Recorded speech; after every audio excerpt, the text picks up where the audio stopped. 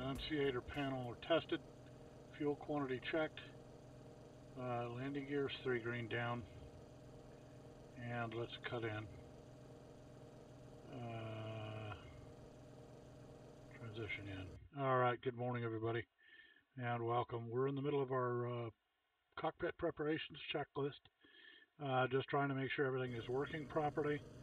So far everything looks pretty good. Battery master switch is on. Fuel quantity is, we're going to need to fuel. 3 green for flaps. Test up and down.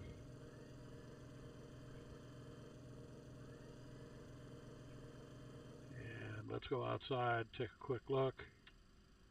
We'll put our lights up and everything like that.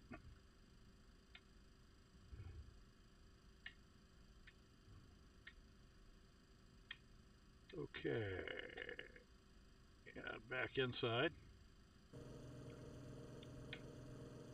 Put panel lights in here on this. Trim set to takeoff position. Put your flaps up.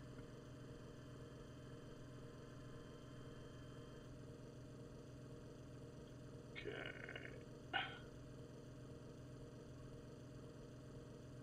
Trim is set. Flaps are up. Is checked. And we are going to come off. Okay. Cockpit preparation checklist is done. Let's call up and get fueled. So control shift 12. Let's get a refueling request in here and get fuel over here. Get Menzies to come in and refuel us here.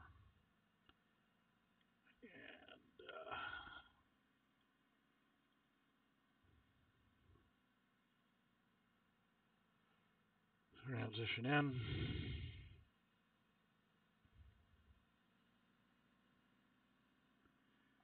So, very, very quickly.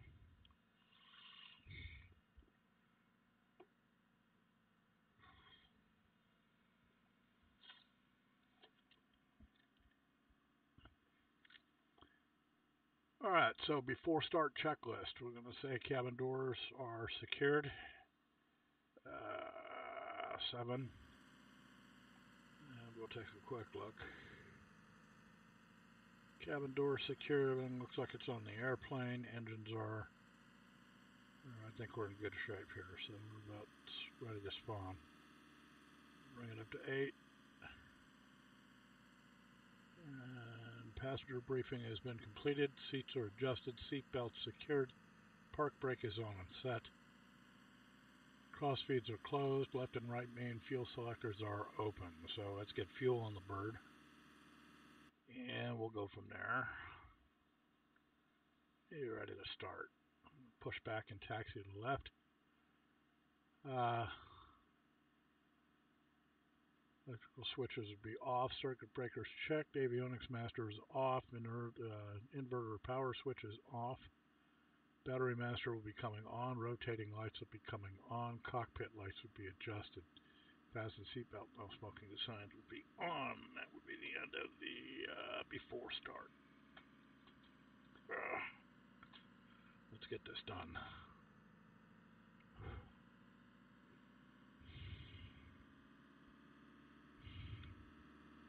Hey Larry, I think I'm going to be ready to go here in about 10.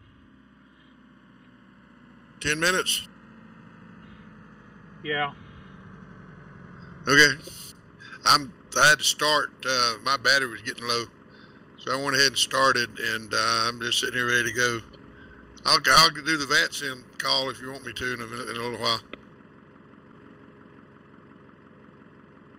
That's fine. I mean, I'll wait till you're up and running.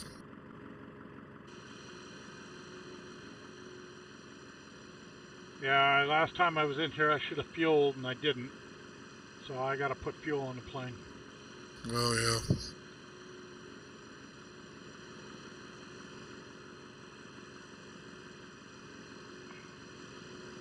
I'm going to take about 3,100 pounds of fuel, so not much. Yeah, I think I'm at 34, so that'd be about right, yeah. I think it's 2 hours and 45 minutes, roughly. Okay. At least that's what FS Commander said.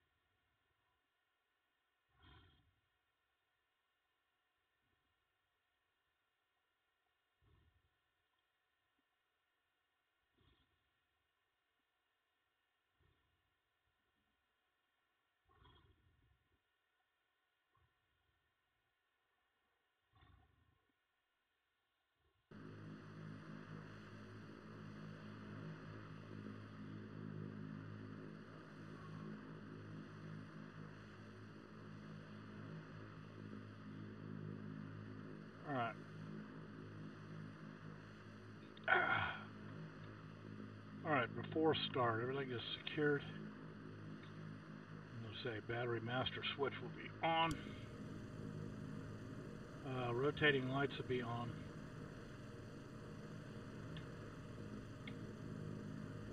Cockpit lights are on. Yeah, I see you sitting there, buddy. And fasten seatbelts, no smoking sign. Checklist is complete. Normal engine start. Okay. Alright, I'm going to do a normal engine start now. Okay. I'll do the VATSIM call. You'll be ready in a few minutes, won't you? Yeah, I'll let you know. Are you leading? I haven't given it much thought. I can if you want me to. It's entirely up to you. You're senior.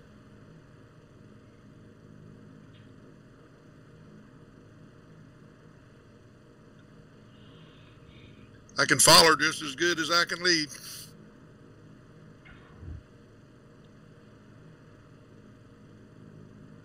That's okay. Wait, I'll lead. That's fine. Okay. You make the call. All right. So normal. Battery is on. Fuel pumps are on. Fuel pumps are on. Okay. Fuel annunciator is off and checked and off. Ignition switched on. All right. Here we go.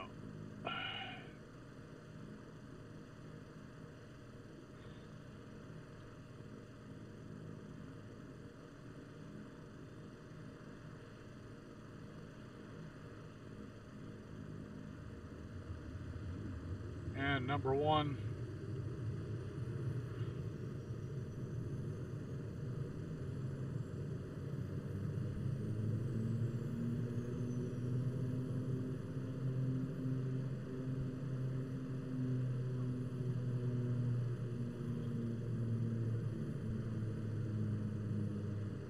Generator oil pressure. Okay, everything's in the freaking green. Prop sync is off.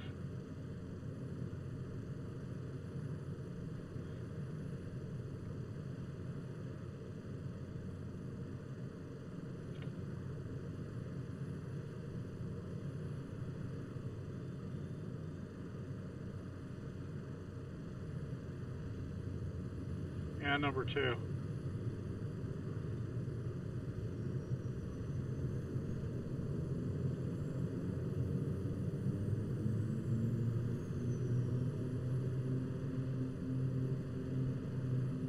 Generator's on.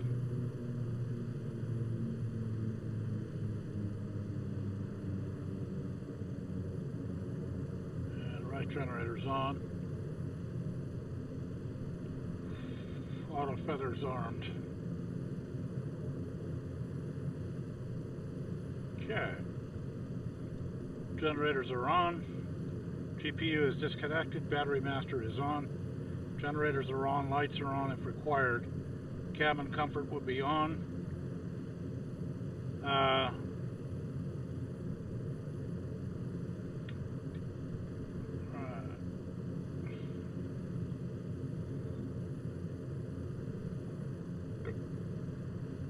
And clock is started.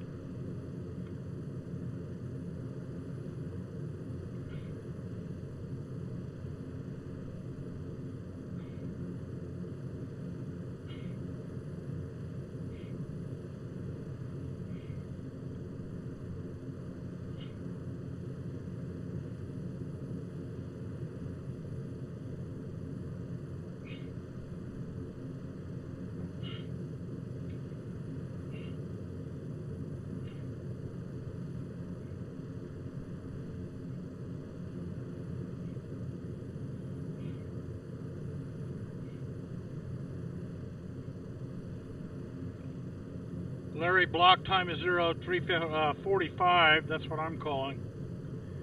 Okay, avionics master is up. You say 03:45? Yeah, that's what I'm calling block time. I just started the clock. Okay.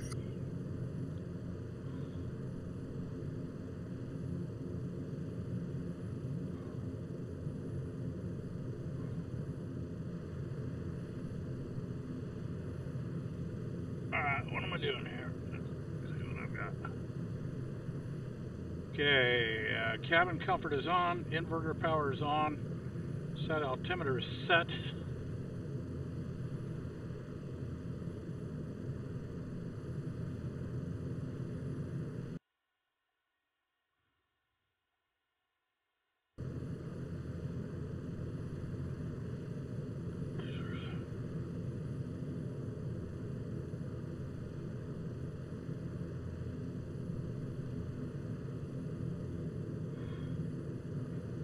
Alright, heading going to be 190.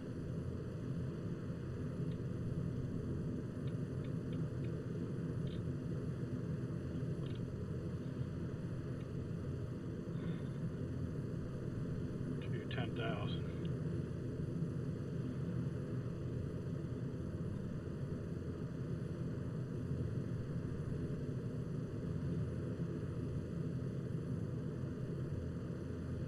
Larry, initial heading is 190.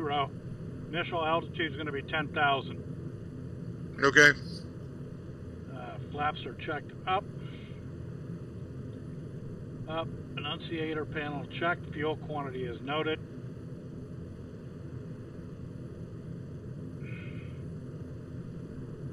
And we're good. And before taxi checklist is complete.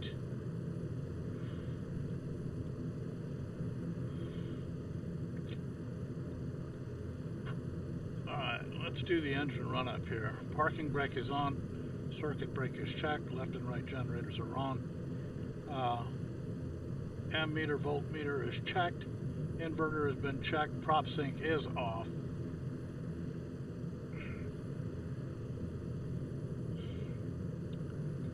Prop sync is off. Fuel pumps 1 and 2 are checked. Cross feeds checked and off. Air conditioning or air control is pressurized. Closed. Power levels to 1600 RPM.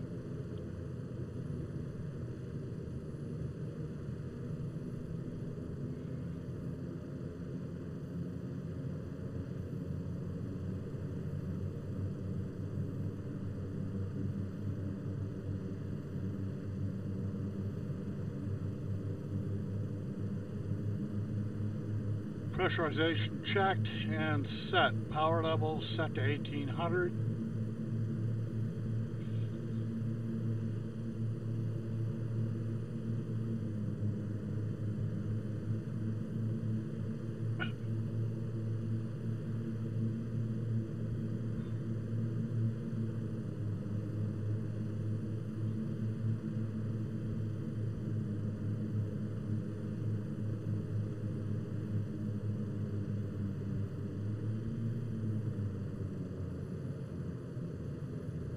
Okay, test reverse.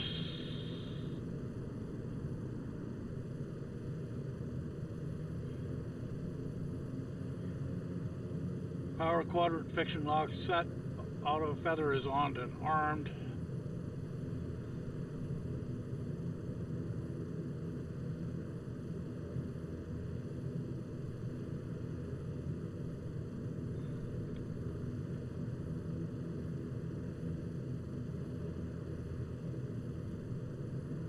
Okay, we're there. And we're ready for taxiing. Park brake will be released. We'll push back.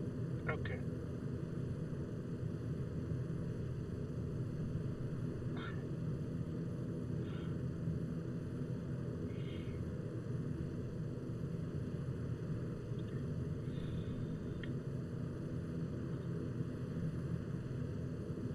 Okay, Larry, I'm going to push back into the, we're going to go to the left. And up the taxiway here, so be ready to go here in a couple of minutes. So I'm going to go ahead and push back and we'll get set. Okay, I'm ready.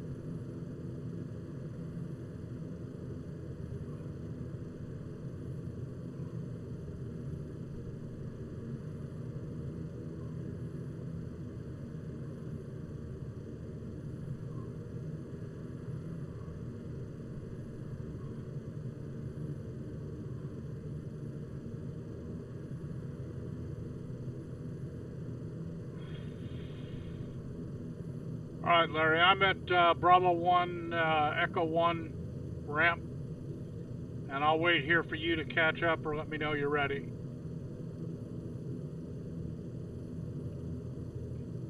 Yeah, I'm pushing now. I see you on my screen.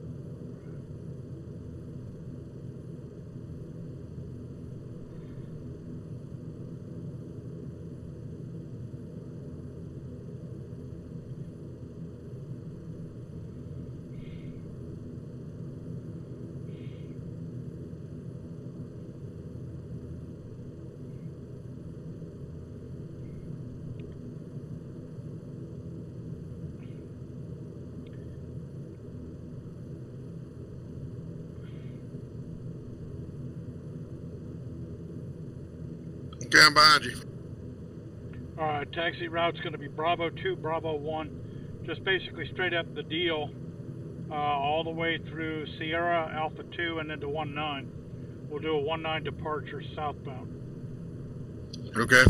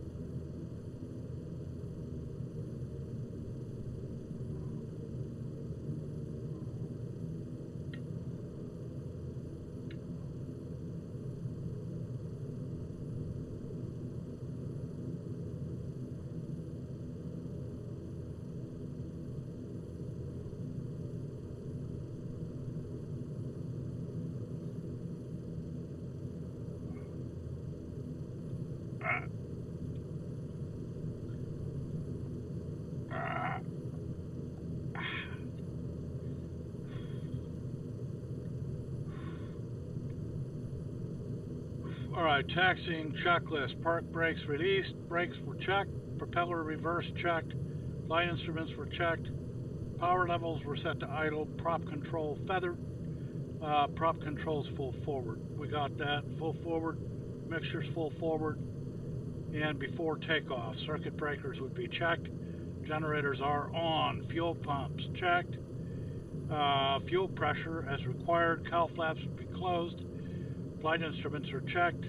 Engine gauges have been checked. Radios transponders are set up. Are you getting blown around as much as I am?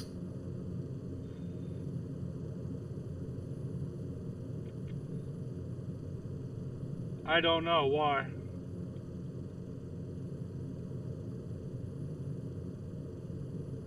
Yeah, I'm getting moved around. All right, where was I? All right, prop sync is off.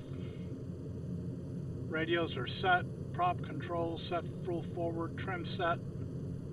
Trim is set.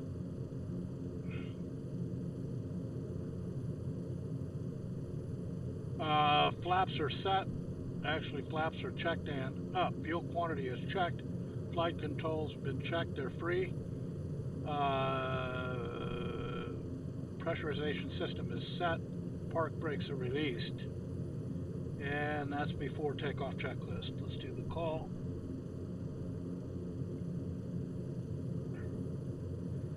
Okay, Larry, I'm ready to go. And I'm going to do the call here real quick. Okay.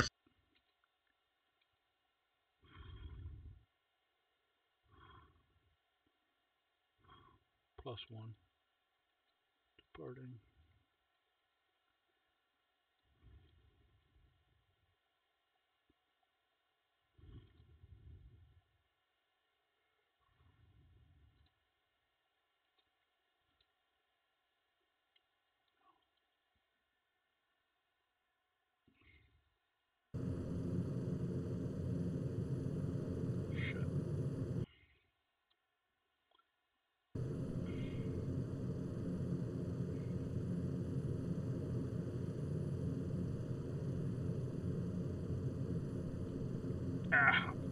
All right, here we go.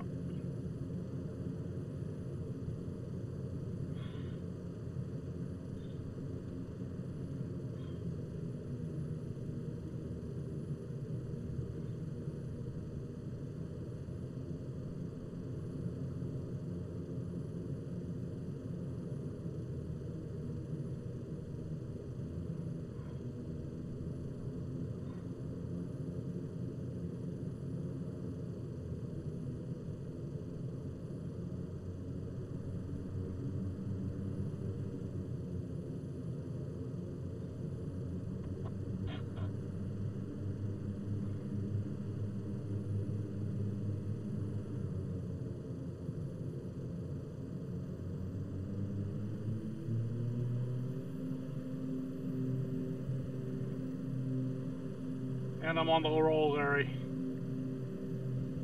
Okay, right behind you.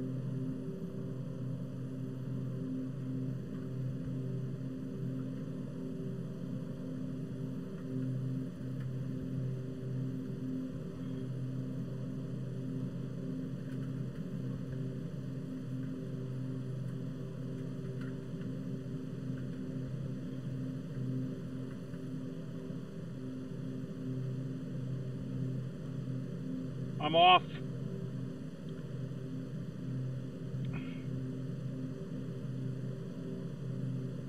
I'm rolling.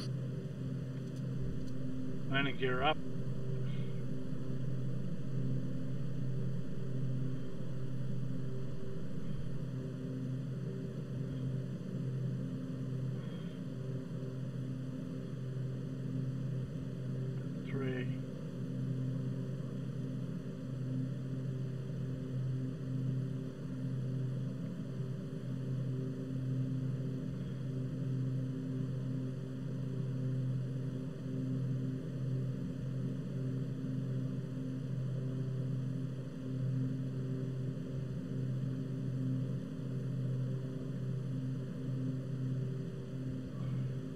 Okay, Larry, the turn is going to be to a course 084, 084.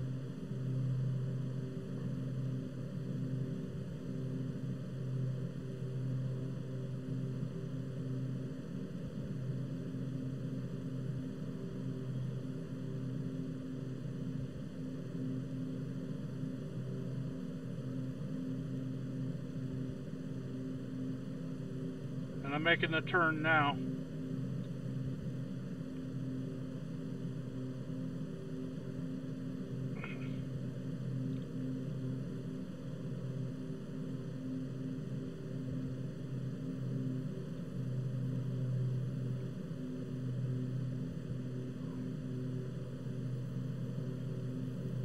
Turn behind you.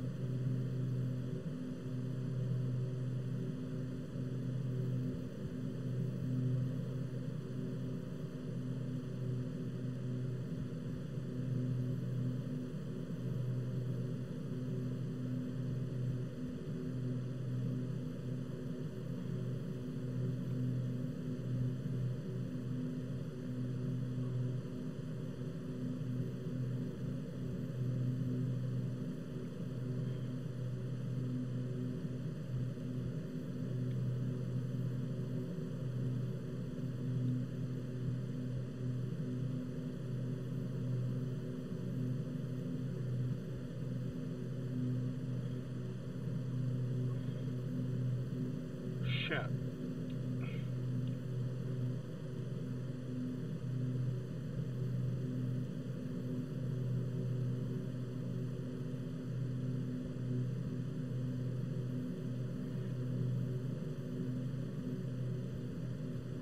Yeah, don't follow me. That was me making a wrong turn. Shit. I was fixing to ask you where you're going. Sightseeing? Yeah, sorts. That's all right. I was a little late on my turn. I forgot to turn on the flight director. I got everything else on. Oh, Denver's coming in.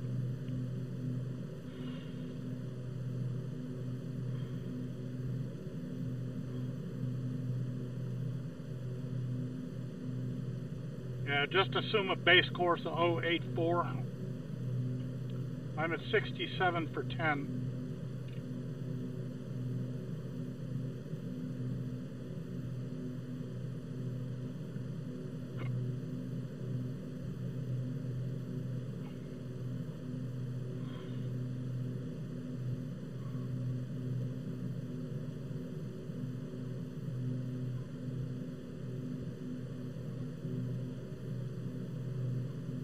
Okay. I'm headed your, I see you coming back on course. I backed off a little bit, give you some room. I got you out of my windshield. Oh, that's good. Just keep me visually and let me get back on course here. Okay.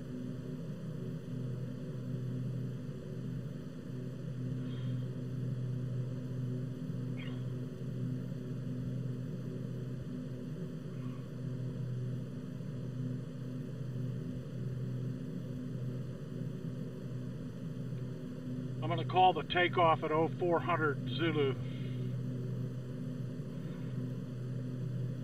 Okay.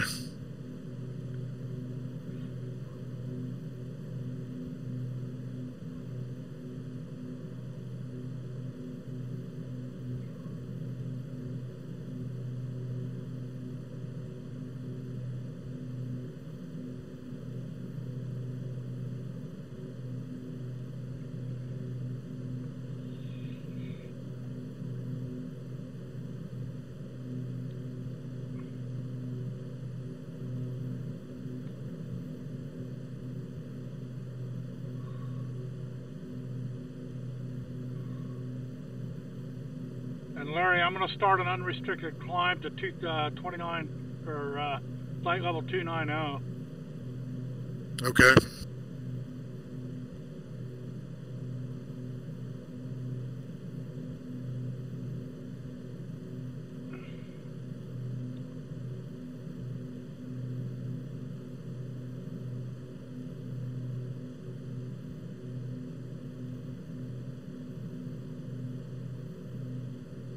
Okay, I'm at 78, headed for FL 290. About 7 miles behind you, so I'm going to be playing catch up here. Well, I'm going to pull back a little bit in this climb. Okay. I'm about 173 on ground speed. That's coming up 177 now.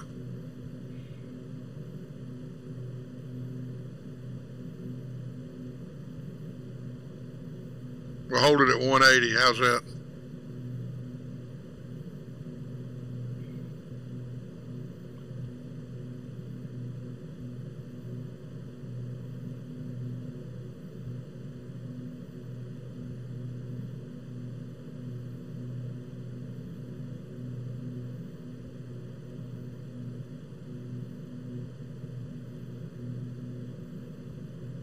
What's your ground speed, Mark?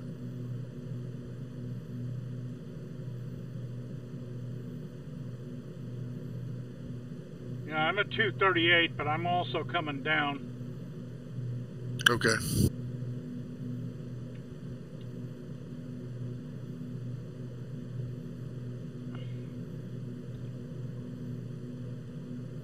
And try and increase my rate of climb here a little bit too.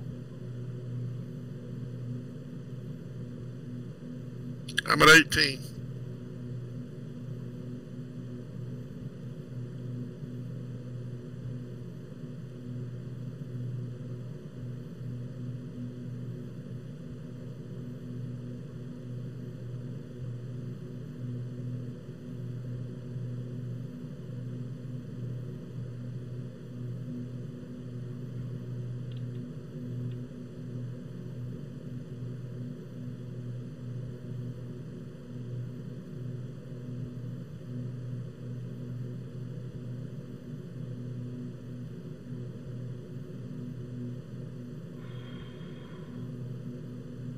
All right, Larry, the true heading, or the wind correction angle, is 1 degree to the right.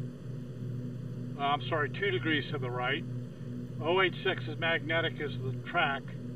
088 true is the heading.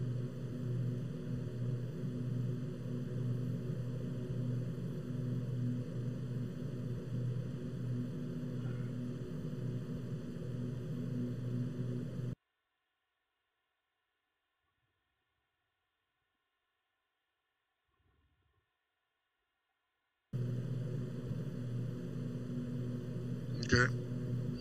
I'm tracking at 085. I don't know what the difference would be, but 1 degree, I guess. Well, what it is it's the winds, Larry. I don't know what the winds are here. Yeah, it's 259 at 18 knots.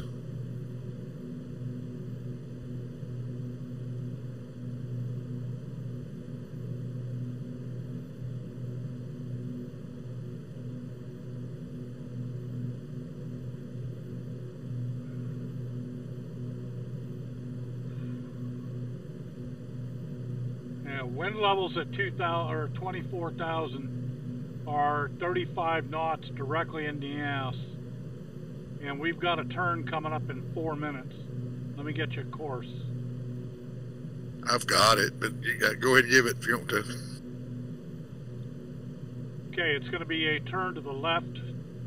Magnetic track is going to be 026, and that'll be for 36 nautical miles. Then we'll come left again, 072, 069, 065, 060, and 018. So we're going to be turning left pretty much all the way. First one is at AXPOA, or AXOPA, AXOPA, 076, and that's going to be in 12 nautical miles. You know, I've got a 1 degree difference in my GPS than yours as far as, because I'm showing a 085 direct.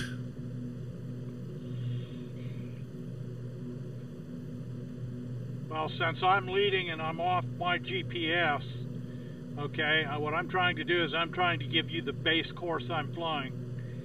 That's the best I can do. Yeah, as long as we're within it. And, you know, and this could be a fluctuation in just the computers too. So, I mean, I'm right behind you. I'm tracking right with you.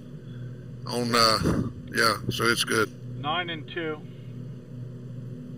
Okay.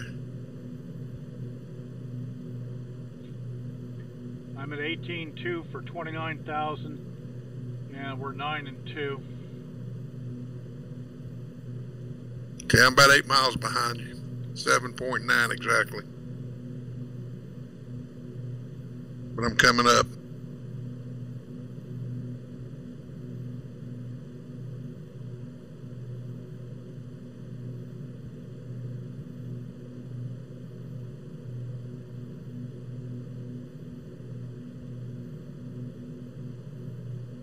Looks like there's some weather underneath us.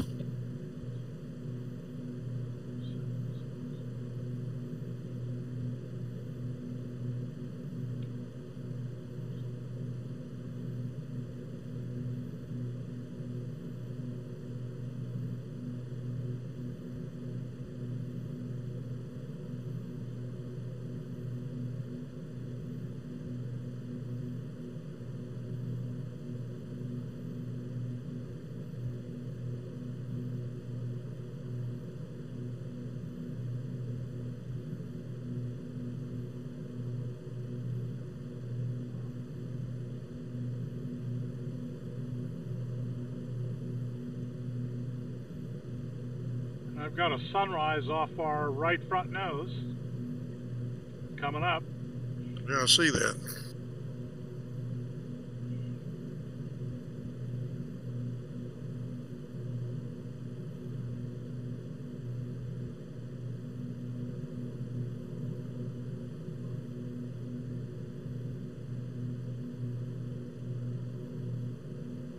Two nautical miles.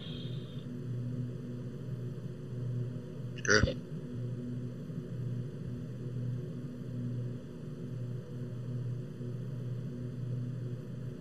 Okay, I'm turning left to 076 now.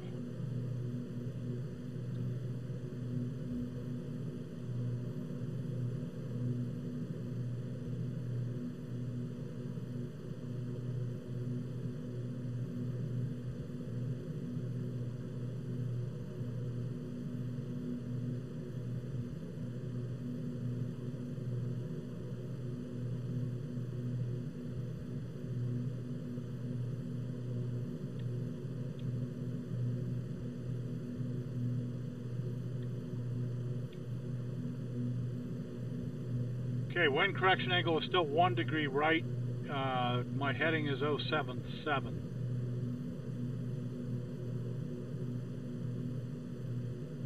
Okay. And I'm down around 213 ground speed. And I'm going to try and back it off a little more here so you can catch up. You're fine. As a matter of fact, you can increase if you want to, because I'm closing pretty fast. Well, I want you to join before I increase, okay? Okay.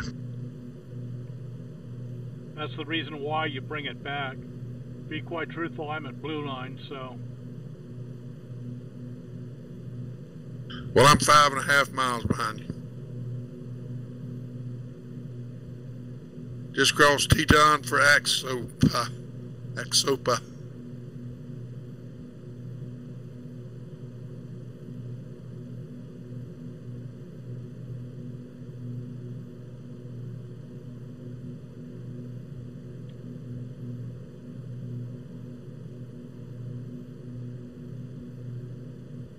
I'm 24.5 for 29.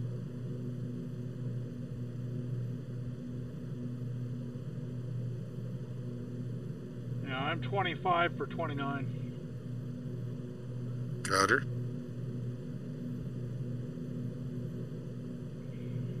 That's other wind's 266 at 3.5 now.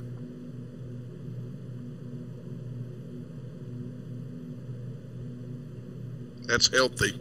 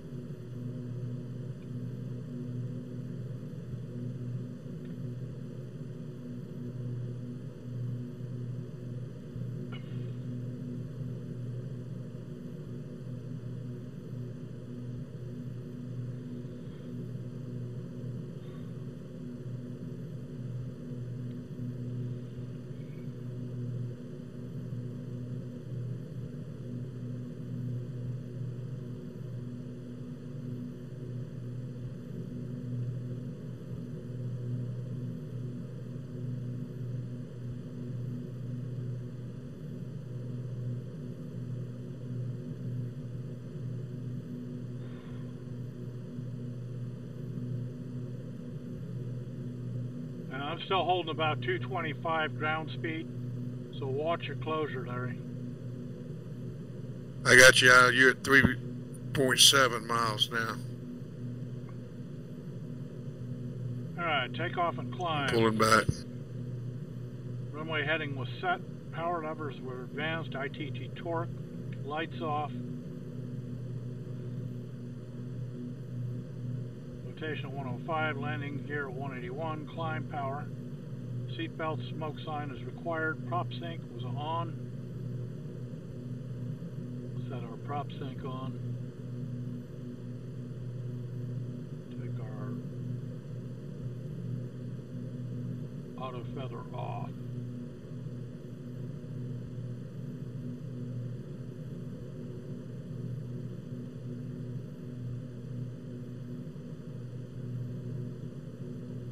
Alright, I've reached top of climb, just FYI.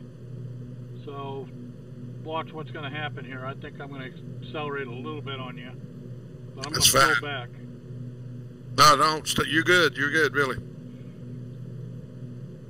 Well, what I'm trying to do is I'm trying to get back to a lower fuel burn, Larry. I understand. Go ahead. I didn't want you. I didn't want to pass you. That was all I was thinking.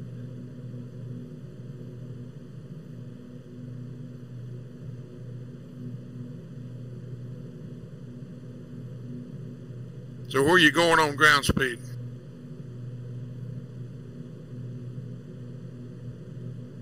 Hold on a minute. Let me get the burn set. Okay.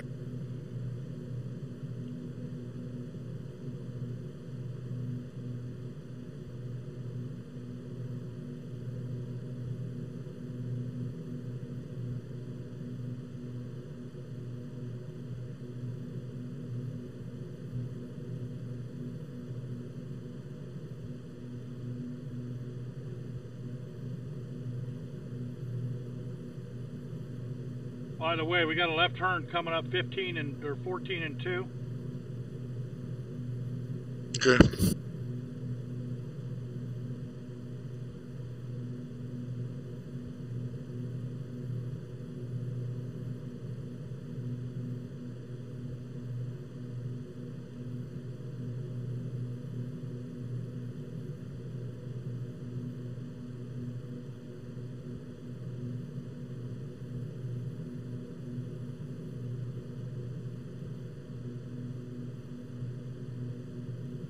Okay, it's looking like it's going to be around 287, maybe a little less.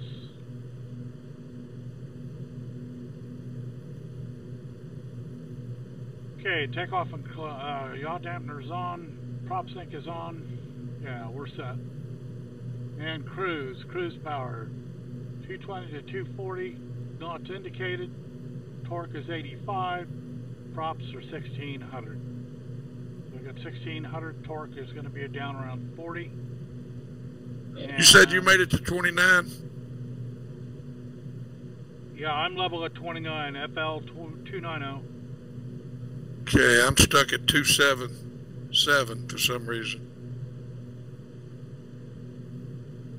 Adding speed, that's probably why.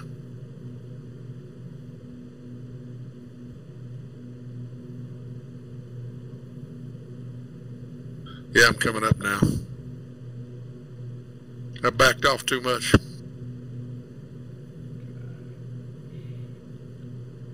Cruise power is set, engine instruments monitored, pressurization anti-ice is desired, windshield heat is on, auto feather is off.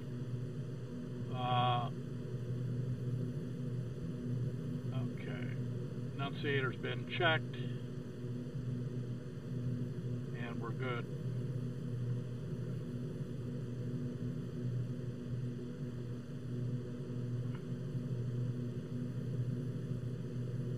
All right, Larry, we're in 4 nautical miles, and we're going to be coming right. I'm sorry, correction, left. Left to 072.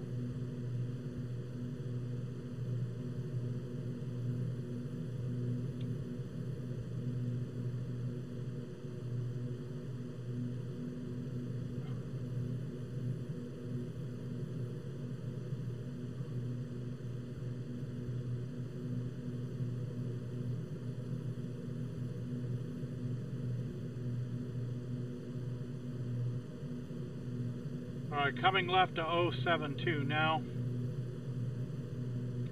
283 ground speed. Okay.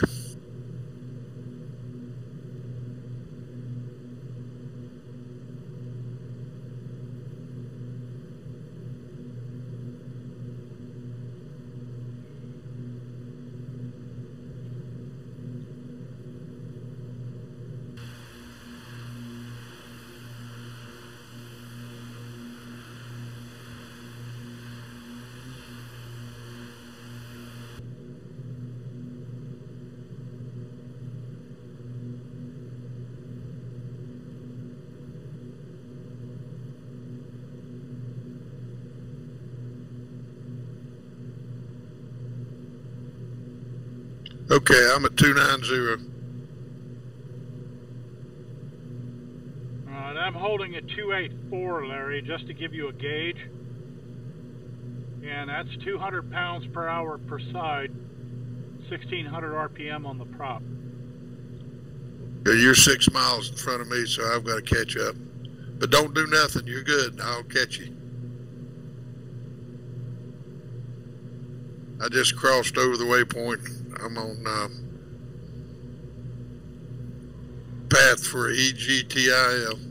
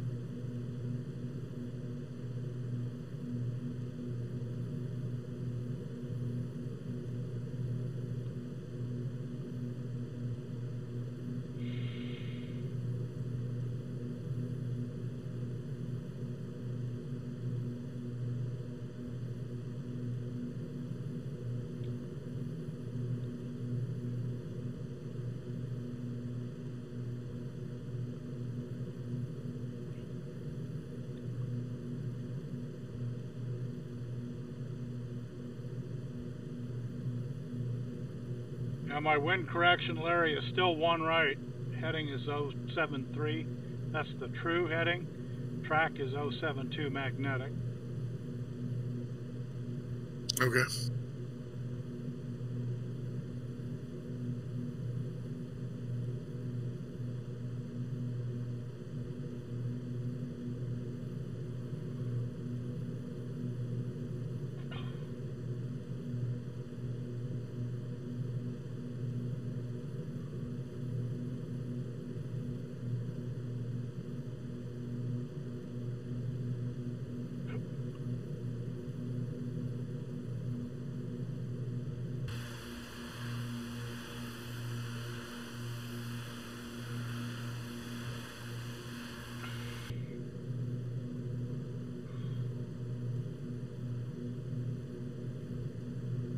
Okay, Mark, my fuel burns 2. My ground speed is 302.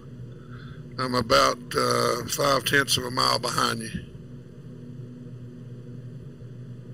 I'm still down around 283. Check the RPM on your props. Are you running at red line?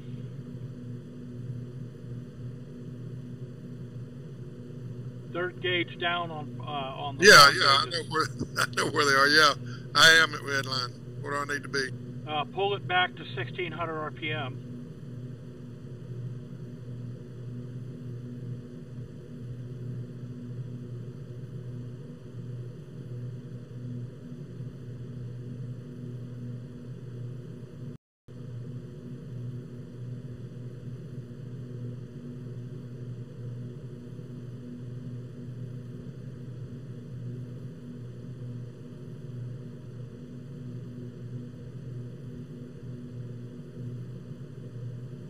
Yeah, just be careful and watch your closure. That's all you can really do.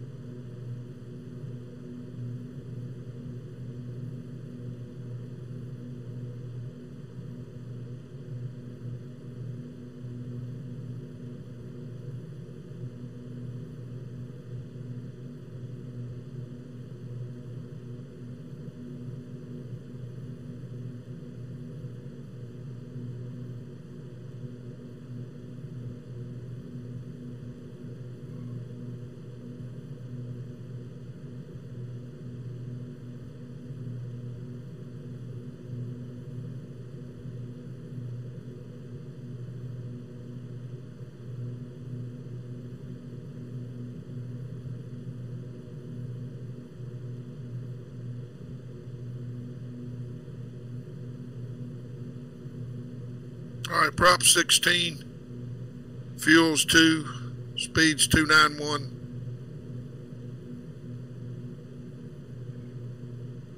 And I'm right behind you. Yeah, it's a little more manageable. I'm at 284.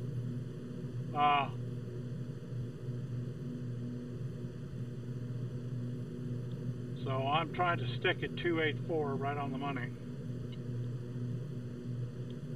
Okay.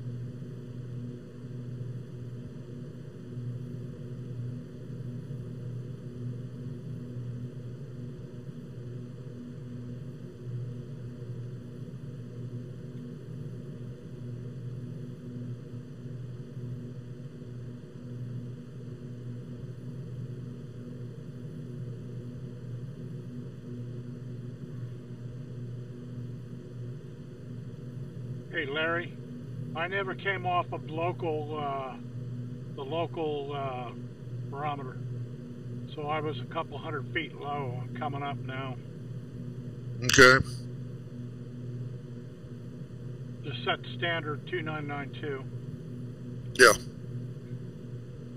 Already do that.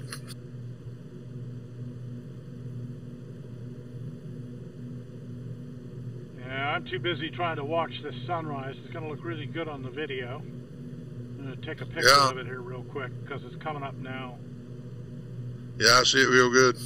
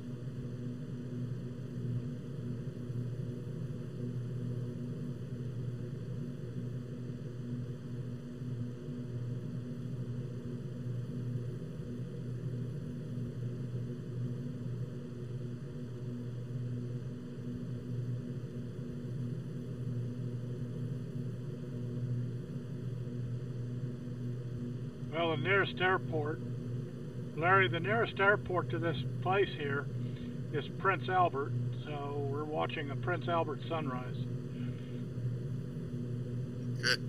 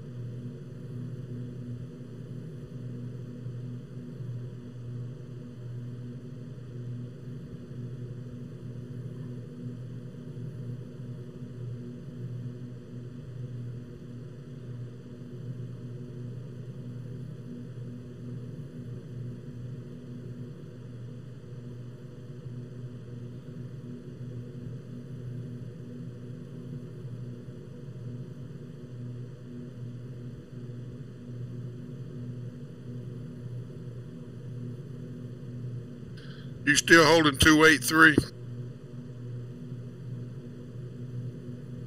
Actually, it's 285 now. Okay.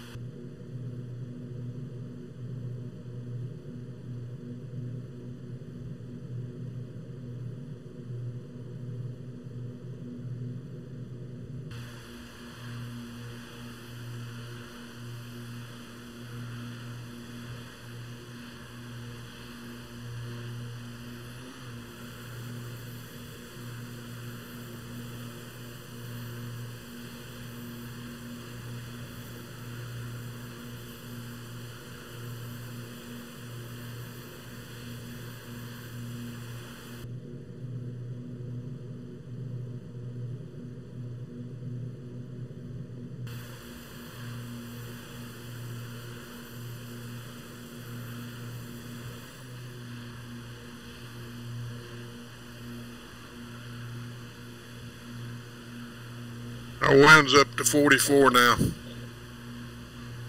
259 at 44.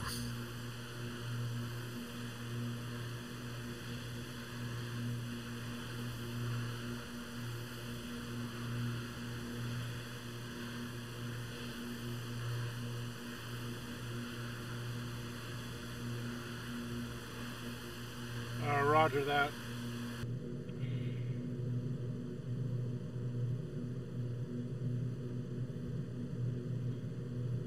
I mean, it's right up our backside.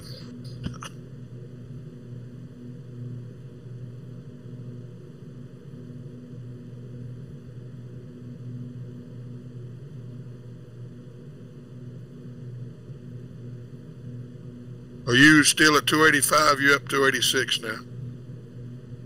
I'm sitting at 285. Okay.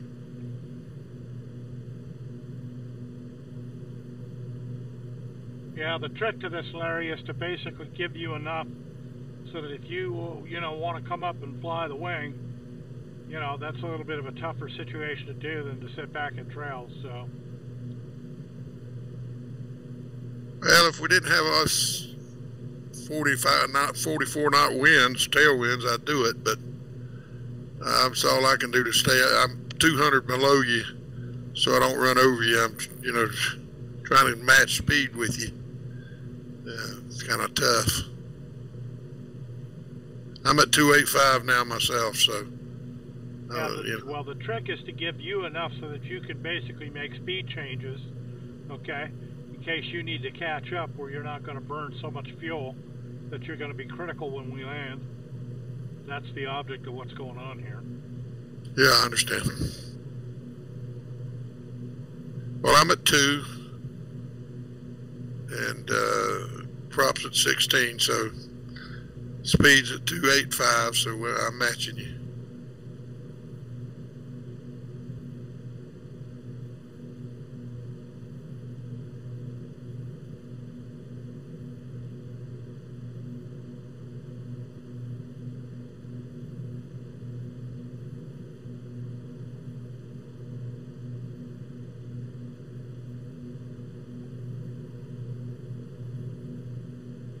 Also, too, a little bit of a discussion on our next deal.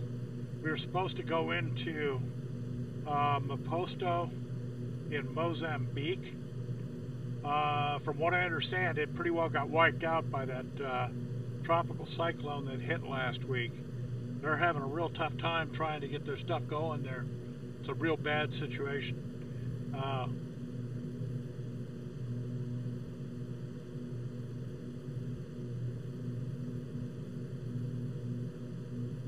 This tropical cyclone was probably the equivalent of a Category 2 or maybe a Category 3 hurricane, and it pretty well ripped the place up. So my thought is, what we'll do is we'll skip Mozambique, which is about an hour's flight time to the east on the coast, and what we'll do is we'll just go straight into Mombasa. Okay, that's good.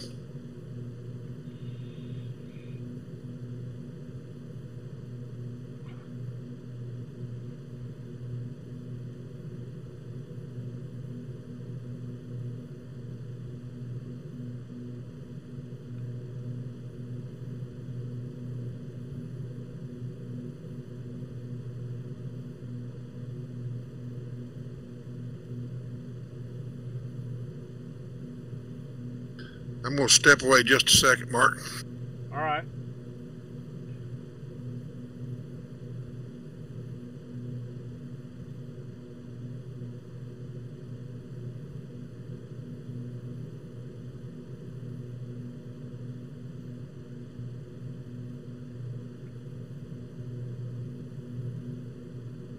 Foxtrot Alpha Lima Alpha Airport information Oscar 0400 Zulu weather wind 109er at 8 visibility 10 sky condition 2000 scattered temperature 18 dew point 14 QNH 1023 advise on initial contact. You have information Oscar Foxtrot Alpha Lima Alpha Airport information Oscar 0400 Zulu weather wind 109er at 8 visibility 10 sky condition 2000 scattered temperature 18 dew point 14 QNH 1023 advise Abbreviated briefing from your current position to Foxtrot, Alpha, Charlie, Tango 2, Foxtrot, Alpha, Lima, Alpha. No SIGMETs active for your route of flight. No AirMETs active for your route of flight. Current weather conditions. Foxtrot, Alpha, Foxtrot, Romeo, wind 179 at 8, visibility 10, sky clear, temperature 14, dew point 7, QNH 1019 for the destination. At your estimated arrival time, wind 109 at 8, visibility 10, sky condition 2000, scattered, temperature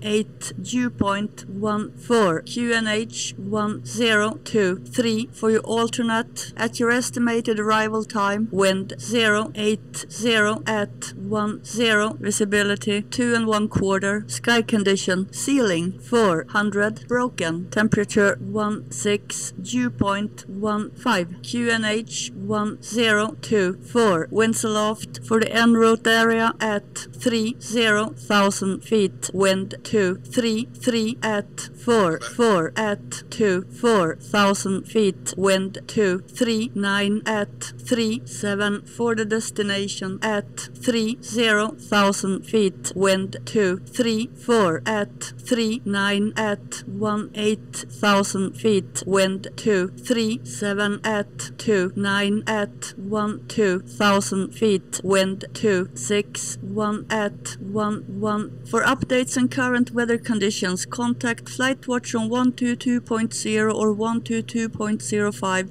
Pilot reports are appreciated. Abbreviated briefing from your current position.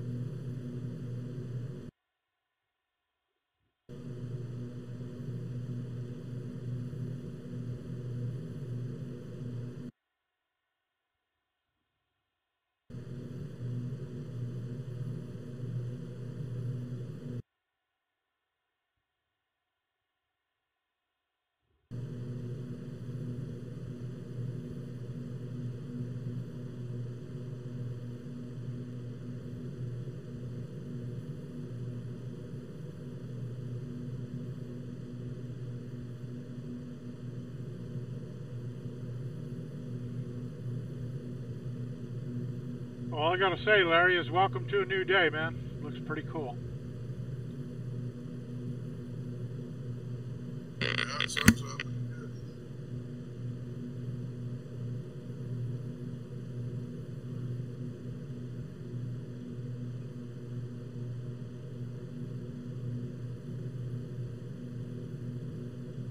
We're looking at about an hour and 5 minutes ETA on the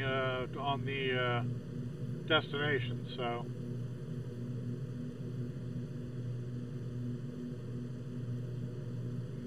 Okay.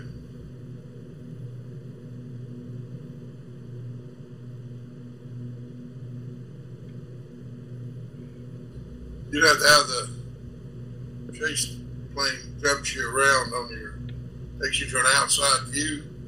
I just had it happen, and I got a picture of me and you both. Side view of me and the rear view of you. I think it's going to look pretty good. If it does, Cool. I'll post it. Well, that's a good one. Yeah.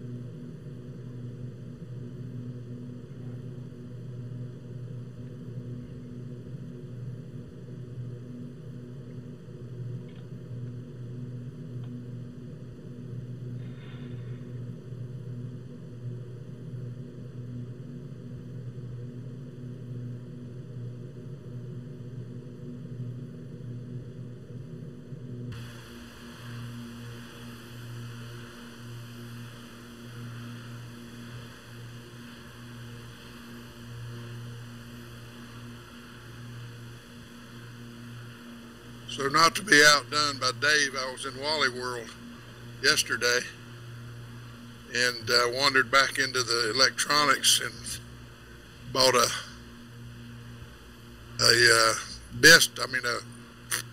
laptop for $300 and some. Okay. I'm not running it with the flight sim stuff. I got it more for when I go to the beach or the motorhome. I got a little tablet, and it didn't have enough memory to re-up or to catch up to handle the upgrades for Windows. It didn't have enough memory to do that. So, yeah, it's a little Japanese thing I picked up. So anyway, I went ahead and got this thing. It's mostly for checking my email and stuff when I'm at the beach. But I was going to tell Dave, I said, yeah, you can't beat me, buddy. I got 3 computers too.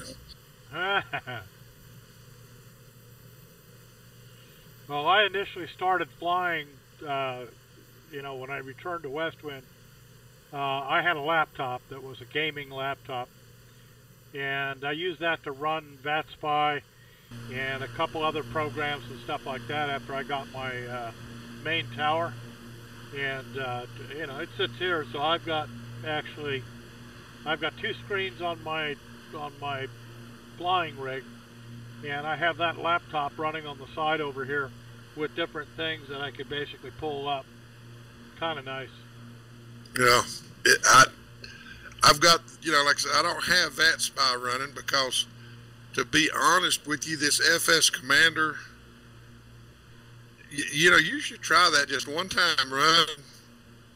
Go ahead and load FS Commander. Just don't act the auto heading down in the little box, and because what it does is it basically shows your flight. You slowed down, brother. What's your speed? I'm showing 285 still. There you are again. I went under you there for a minute.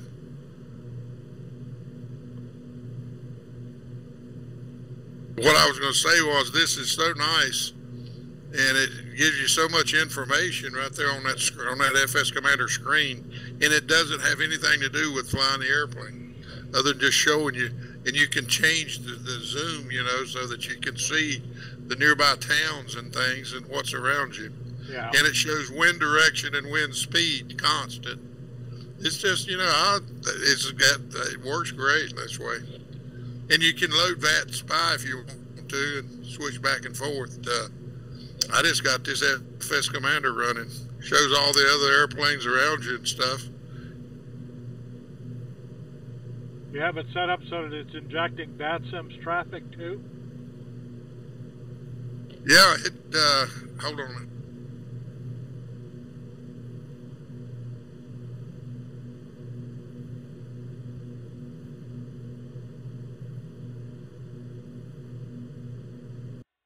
I don't normally do it on these flights, but I just downloaded VATSIM traffic, so yeah, it shows all of it. Yeah, there's a button in there you can set to show VATSIM traffic. I don't use Sim Commander that much. I forgot you were there, Sean. Yeah, it's it's nice. But like I said, it does show the airplane around you and stuff, and I don't know. I like it. I like because it shows the airports around you.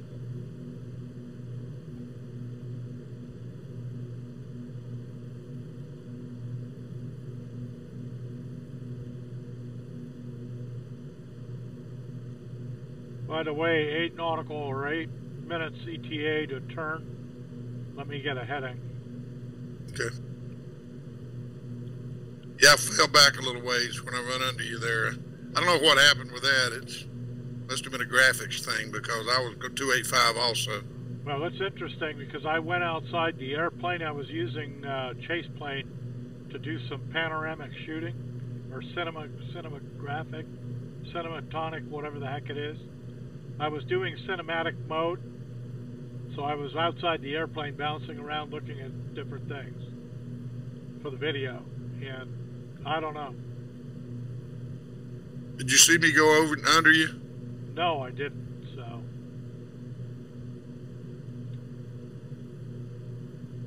Yeah, we're different things, you know. I show you at 2 miles, you show me at 4 miles or something. That's just weird.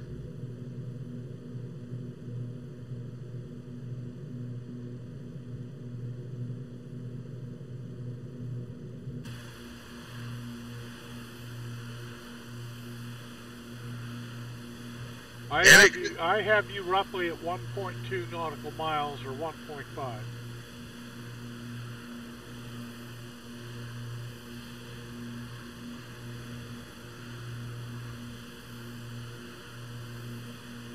See, I've got you at 0.5 nautical miles.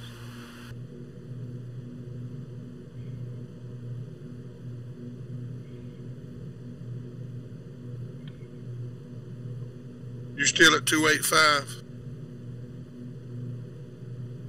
Yes, sir. Okay.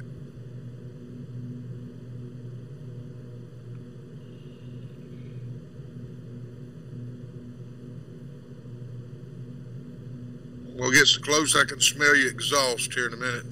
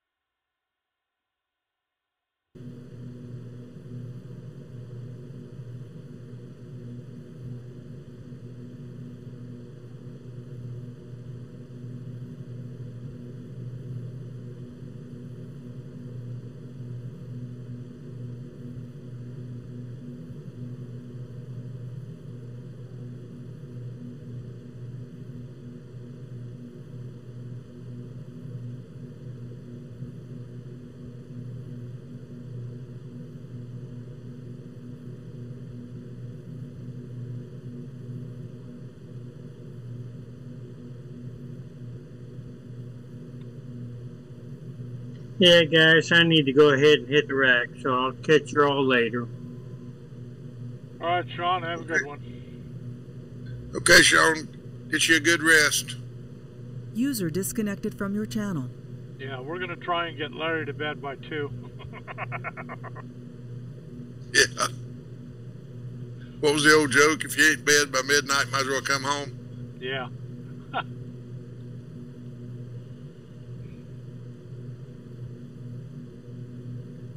But I was thinking that if you're not in bed by midnight, you might as well stay out.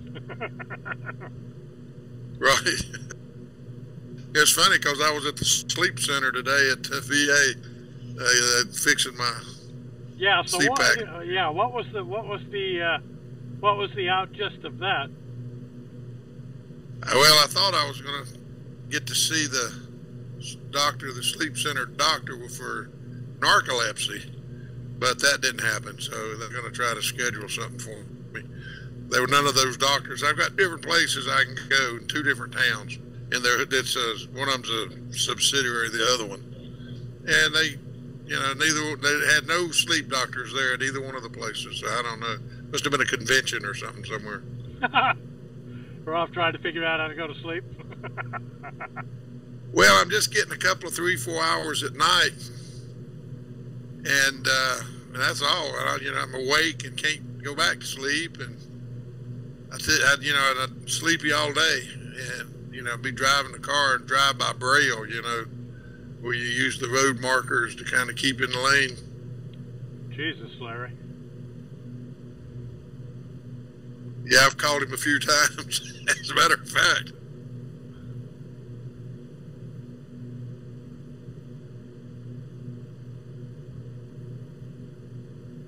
But I think that's what it is. I'm just not sleeping good at night, and they may want to give me I give my dog a pill that's supposed to, it's a people pill that's, keeps, because he gets a little nervous and scratches his hair off.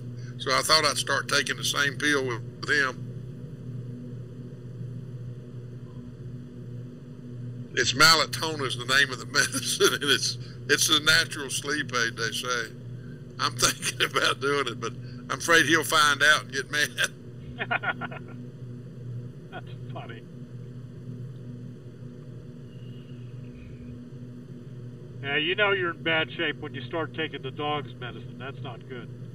Yeah. Jesus Christ. I showed him the vet the other day with him. I said, he needs some rabies and I need a distemper shot.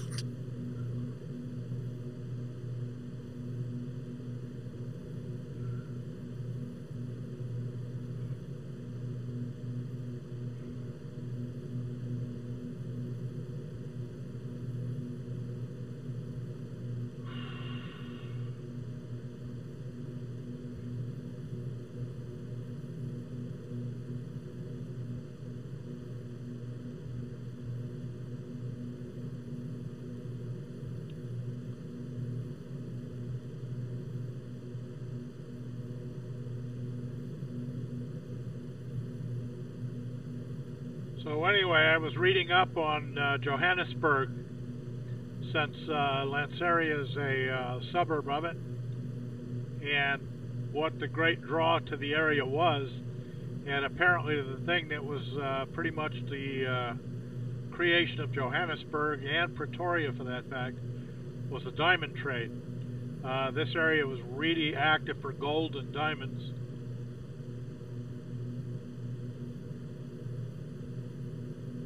Yeah, I knew that. That was with the diamonds and things, and the mines they had there, and the security involved in them things.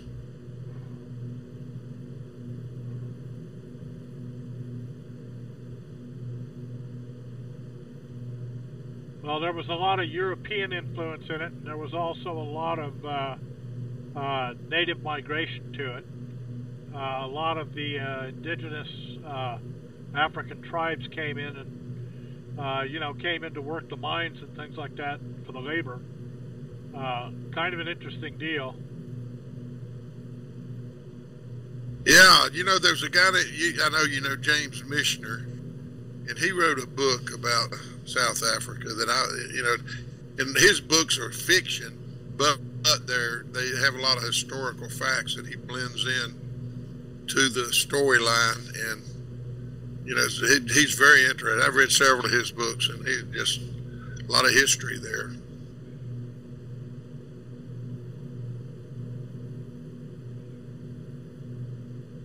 Okay, I just crossed over Igtil, headed for Unrag. Yeah, I'm sorry I missed the turn. 069, it's not much of a turn. I was going to say you didn't miss much. 230 nautical miles, 48 minutes to the next turn. That's at Unrag, or Unrag. Yep.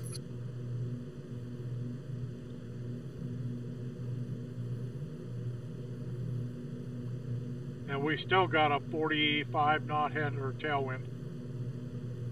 Yeah. Sweet. I mean, with all the catching up, I still got 42% fuel.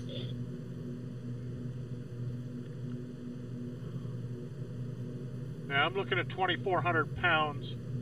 I'm burning 400 per hour per side. That gives me about 6 hours flying time. And I'm estimating ETA 0745 local, which would be 545. Shoot, we're looking at like 35 minutes? ETA in 35 minutes, holy cow. We're smoking.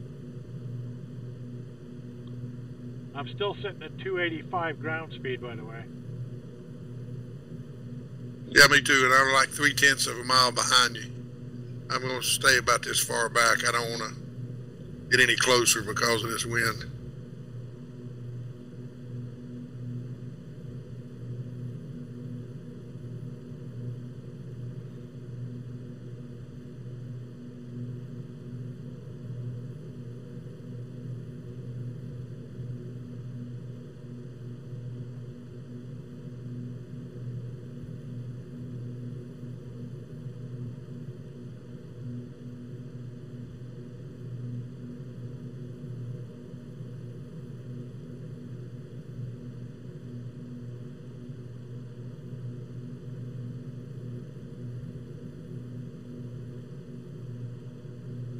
So I guess they're going to investigate Boeing now. They said they're in bed too close, or the FAA's in bed with them.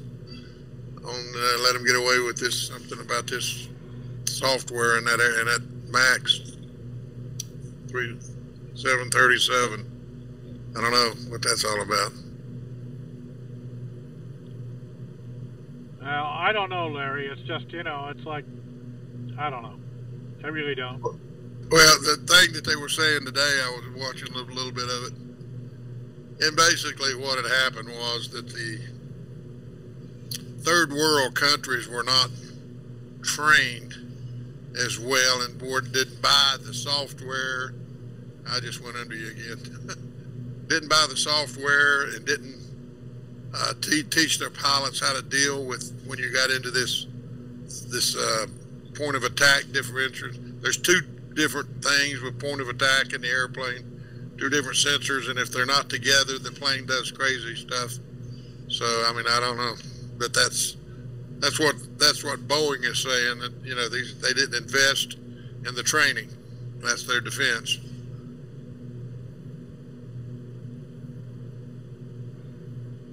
And what's your ground speed? Because you did. I just went right under you. 286. Huh? Because I'm down to 284. Glad I'm 200 feet below you. We'd have smashed. Oh, I never saw you undershoot, so.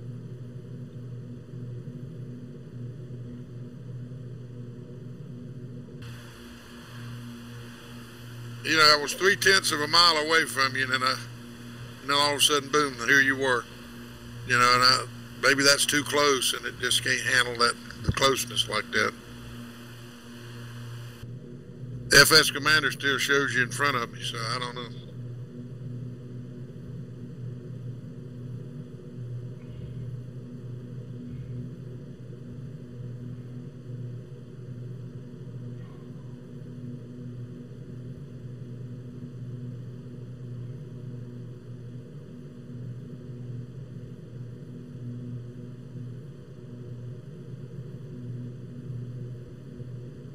You're back in front of me now.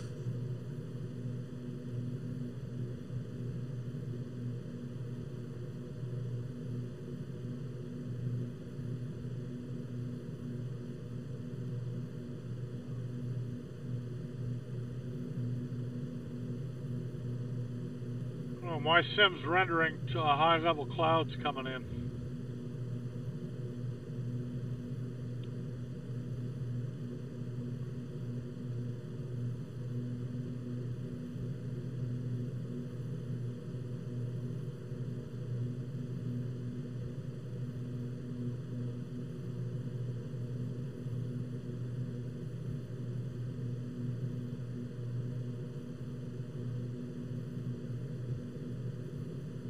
I'm not seeing it on the active sky. How far out? They're just, you know, they're rendering above me, and it's basically in our general vicinity. They're just a high-level cirrus cloud layer.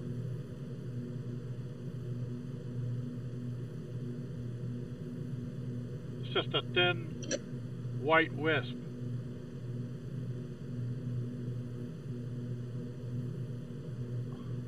I don't think there are no active SIGMETs or AirMETs for the route, which means that there's nothing, you know, there's actually to CAVU day, what is it? Clear and visibility unlimited.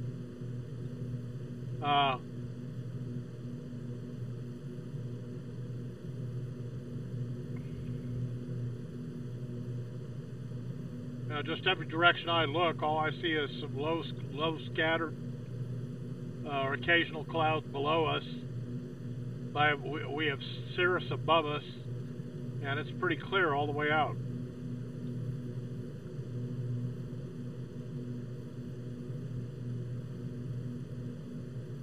Yeah, I'm not seeing any of it. I've got that new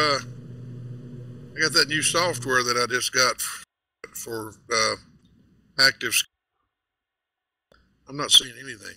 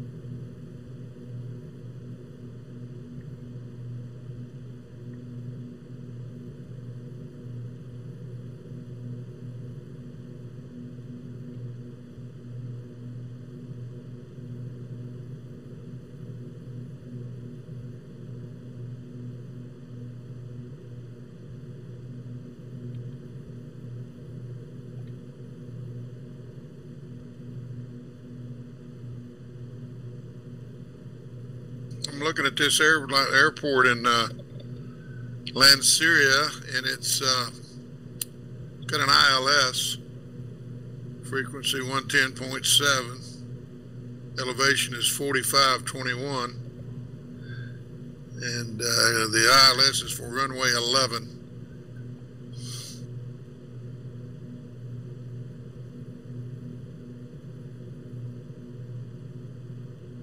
Now that ILS is for runway 7.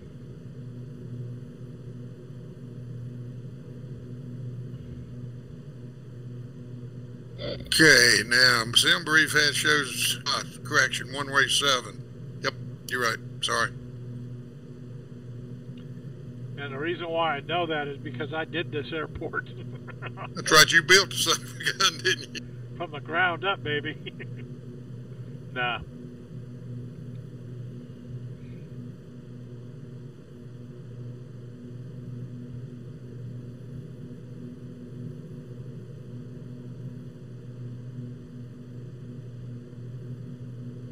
Listen, there's also a VOR, VOR DME located there for Lanseria. The code is Lima India Victor, and the tune is 117.4, and you're going to want to do top and descent at 70 nautical miles off that VOR. Okay. The VOR is located right at the runway. Yeah, I see it.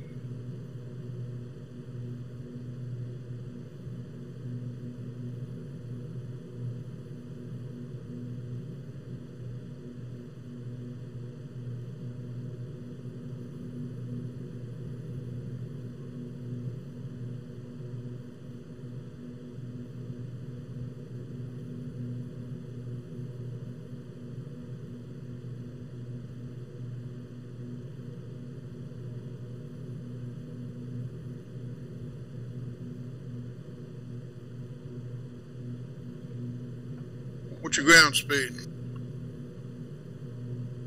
286. Okay. Wind's at 45 now.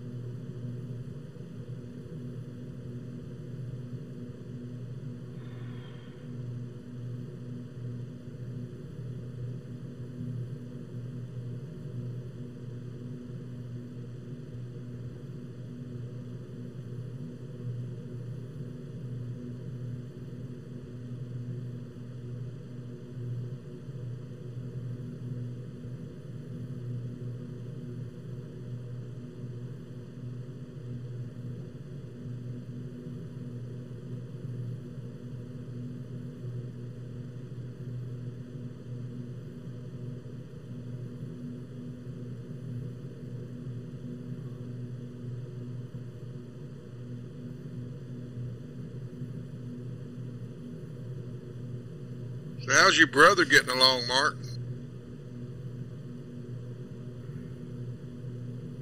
Well, he's finished his treatment and everything like that.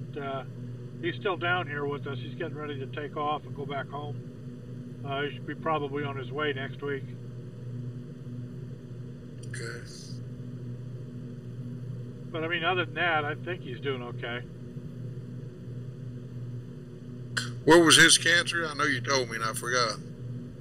He got a positive biopsy on prostate. That's right. Prostate, yeah.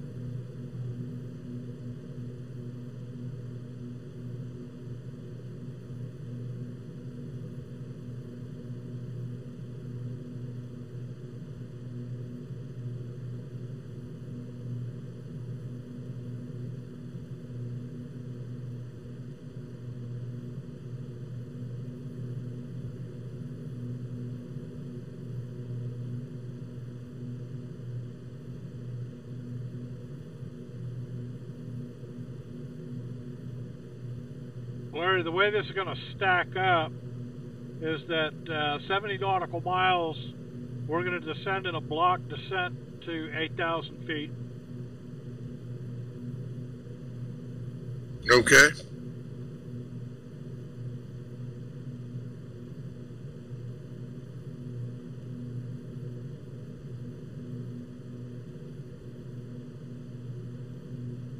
By the way, transition altitude will also be 8,000 feet.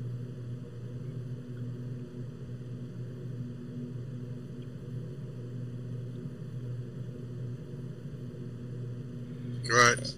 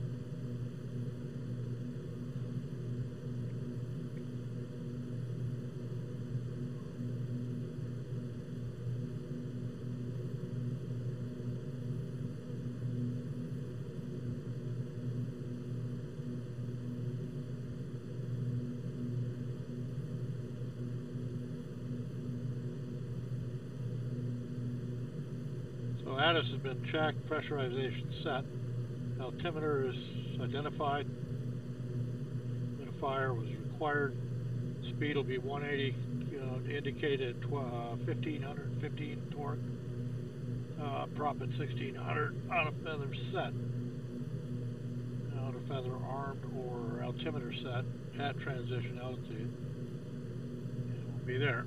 Alright, so we're doing well.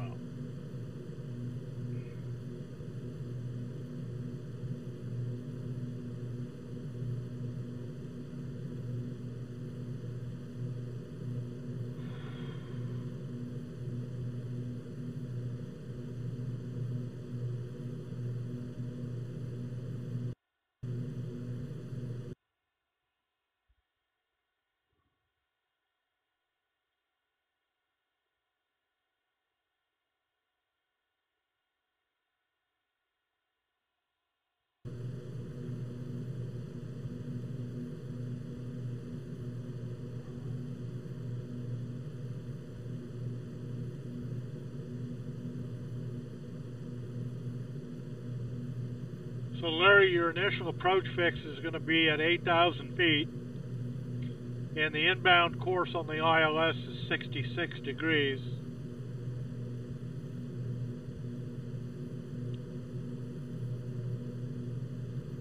I flew this approach in the Cessna. It's good. It's pretty rock on. Okay.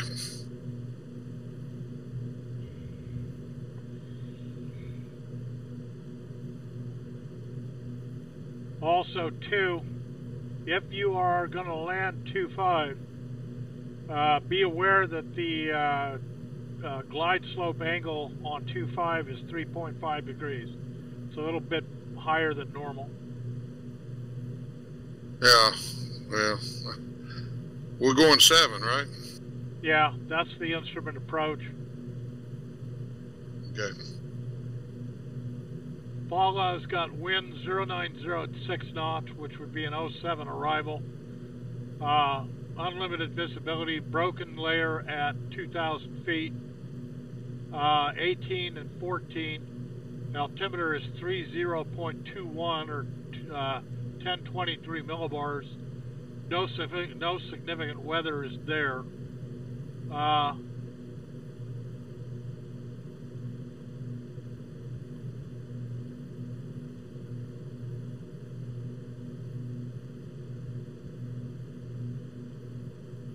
There's a 40% probability that we'll hit thunderstorms coming in.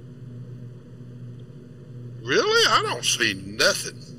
It's in the terminal or the terminal area forecast. Okay. This is 2210 to 2212. Now we're looking to arrive, well, maybe it's a little bit later. 07, we're looking at a 0546 arrival. We're looking at broken at 1,000, becoming broken at 3,000. So that it's looking as if though we may get a low ceiling coming in. It'll just be clouds. Yeah, I'm looking at the thing now. I see what you're saying. Yeah.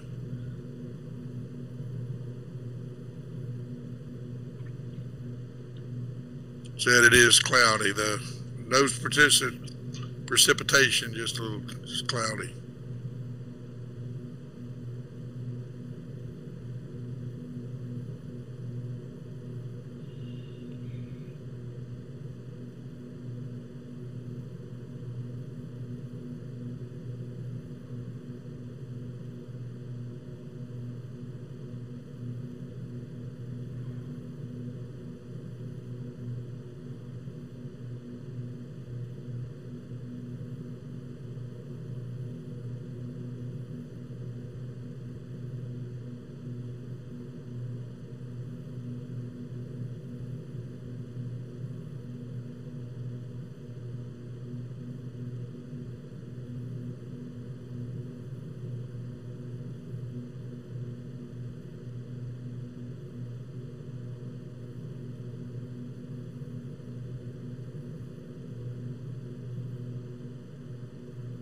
I think we're just moving at a big high speed, man. We're moving, 30 knot wind or 30 knot tailwind.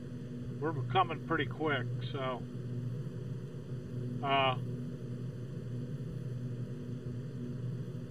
I'm looking at 15 minutes to arrival. Okay, that's good.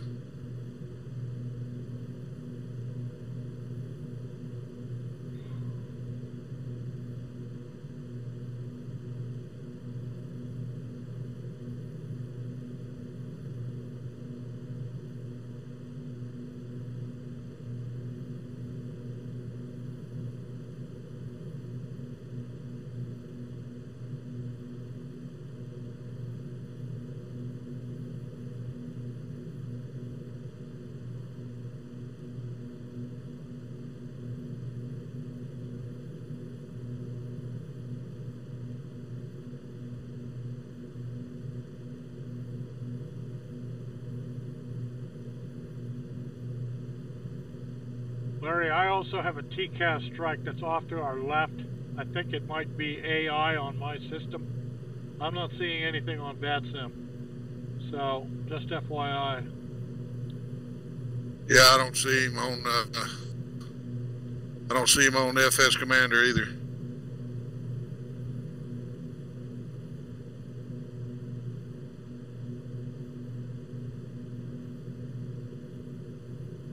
Yeah, well, now maybe there's something up there on to your left, ahead of you. Is that what you're talking about? Actually, this one is showing off my left wing. Probably a good. I would say he's a good 10 miles out at least, because I don't have a visual. He's at flight level 115.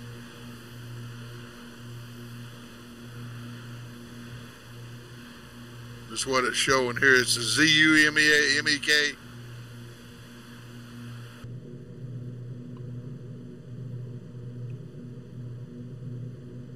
All I know is I've got traffic, type, and altitude unknown.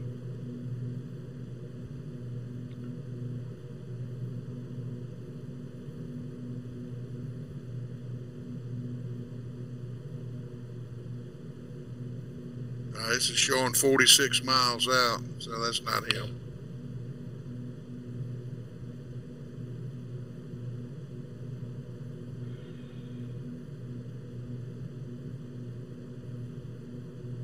Are you getting that off VATSIM? No, it's something that's on my active sky. I have in my weather radar setup, I have a TCAS system. Kind of nice.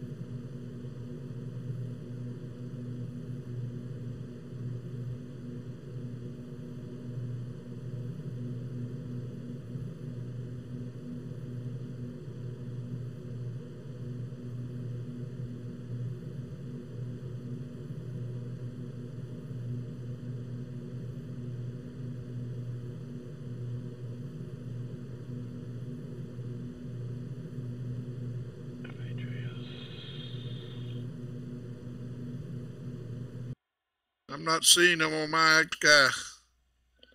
I'm out 50 miles and I don't see him.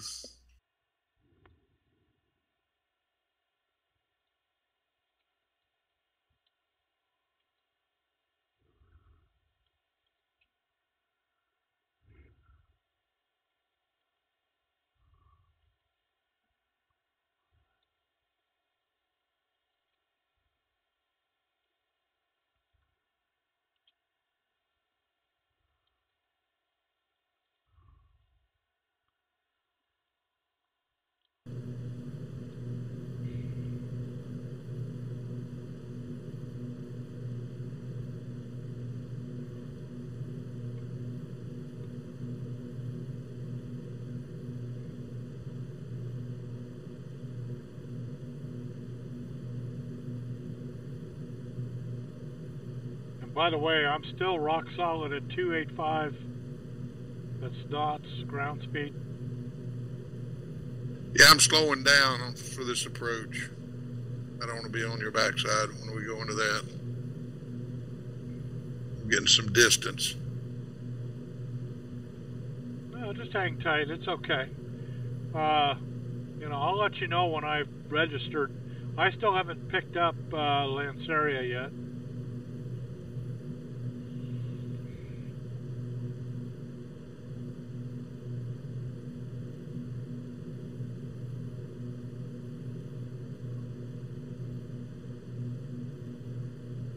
Okay, I'm 6/10 of a mile behind you now instead of 4. So, didn't change that much. Yeah, I'm looking at 273 nautical miles to Lanseria. So we've still got a little bit of time yet, but yeah. Yeah, that'd be about an hour, I guess, because we're busting at a 290, 285, 286 ground speed. So. I don't know. The ETA is showing 0745 local, which would be 545 Zulu. So, according to mine, I'm seeing an ETA, I don't know. I'm looking at 0753 local, so of course I'm a little bit behind you, so that may be it.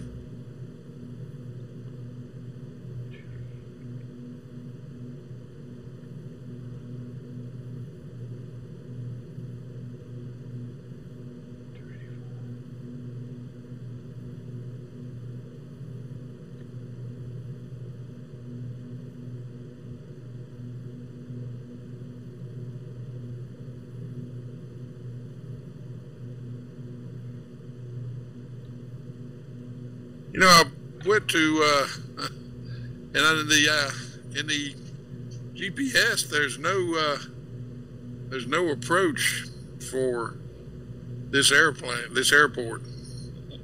There's nothing in there in my GPS. There should be. Press PROC, P-R-O-C. Yeah, I did, you know. Select approach, enter. Yeah, nothing there, nothing coming up. Are you sure you got it loaded properly? I have an ILS. I have an ILS for 7 for vectors. Okay. That's what's there. So I don't know.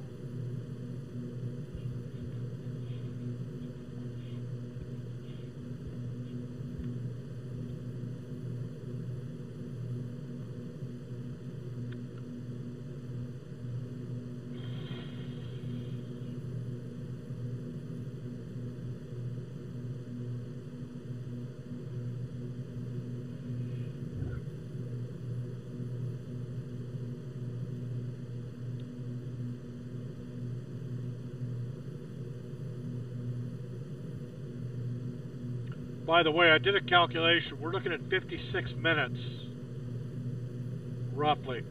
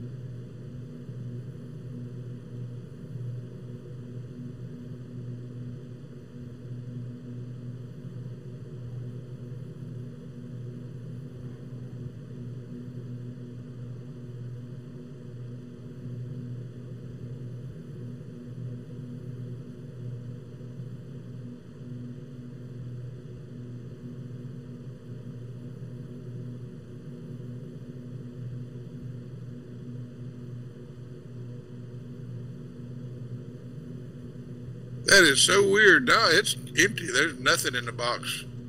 I got nothing on procedure. Oh, that's interesting.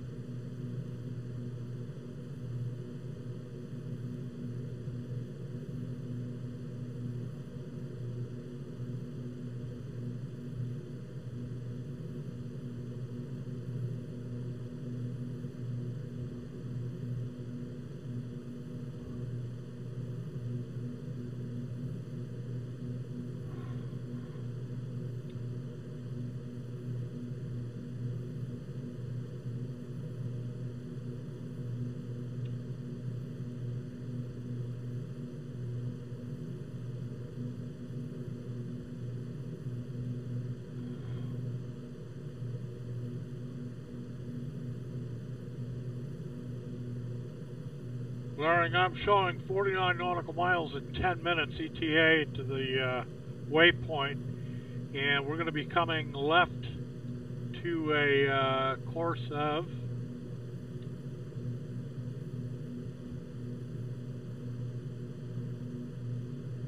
065 degrees for 98 nautical miles. Okay, what's our heading now?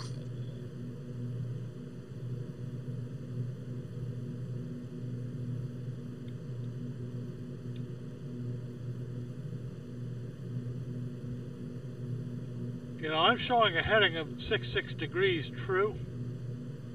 Track is 66 magnetic. And no correction. Well, that's not true.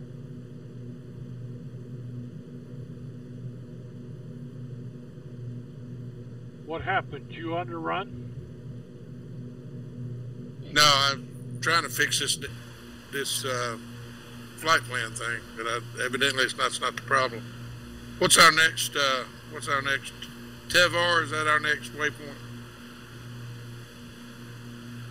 Yes.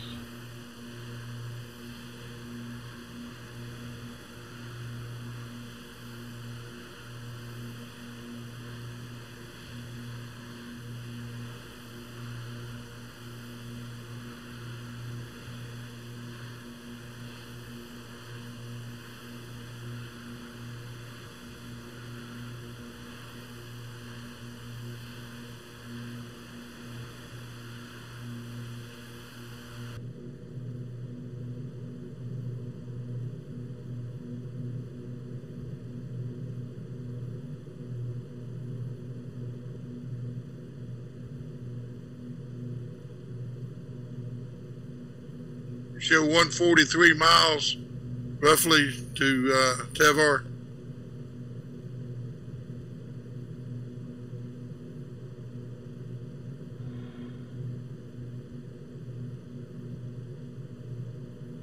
It's a little further than that.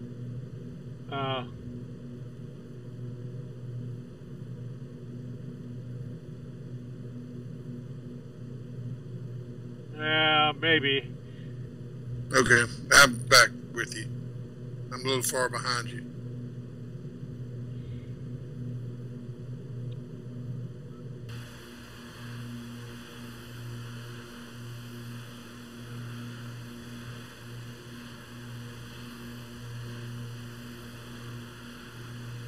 I'm showing 36 and 7 knots for the turn, and it's not much of one.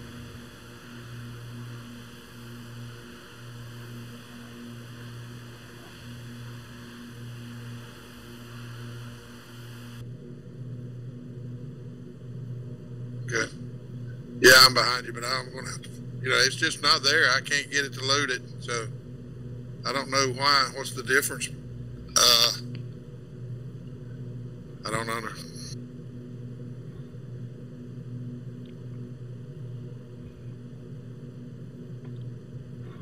Well, you were able to load my stuff, right? Yeah, I've got all the waypoints. No, I'm talking about the airport. Oh yeah, the airport's on.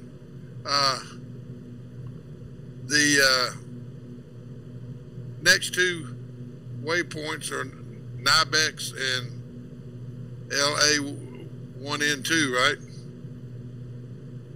Yeah. And then FALA, so yeah. Well, LA 1 and 2 is actually the initial approach specs for the ILS, and you want to be at that at 8,000 feet when you hit it. Okay. Yeah. So anyway, it's going to fly the approach. It's just not going to do it with the procedure button on the GPS.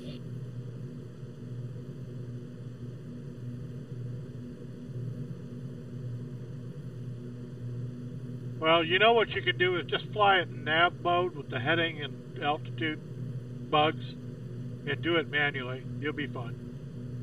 Oh yeah. Yeah, that's good.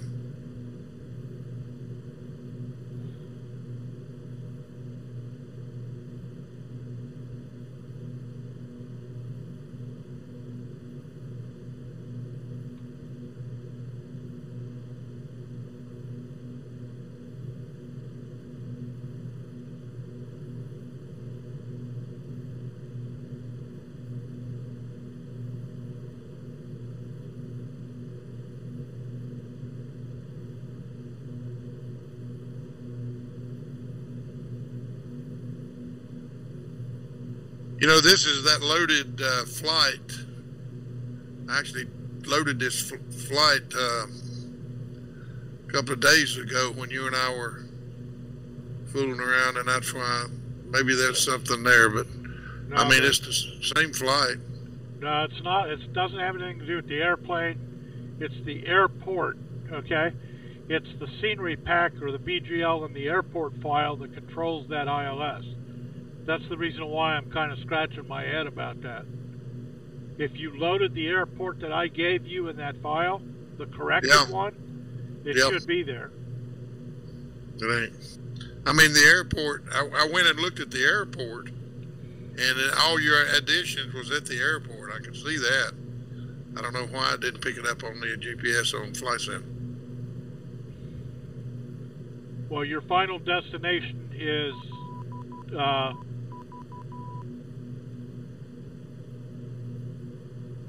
it's FALA, correct?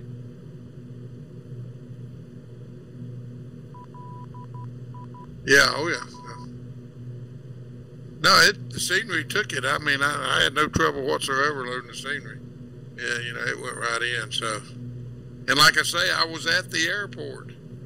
Remember, I was checking out the airport, and we talked about it. And yeah. Okay, I just identified Lanseria at 191 nautical miles.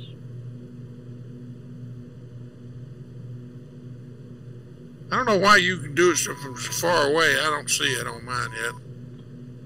Well, tune on your nav 117.40 and then switch it on so you can hear the identifier. Yeah, well, I've got it in nav 2. I've got the ILS on nav 1, and you know, the numbers aren't in the box yet, so you know, wouldn't ping on the annunciator. Yeah, check your N1, N2 setting for DME down on the left side.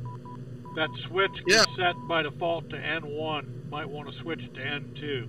See if you're picking it up.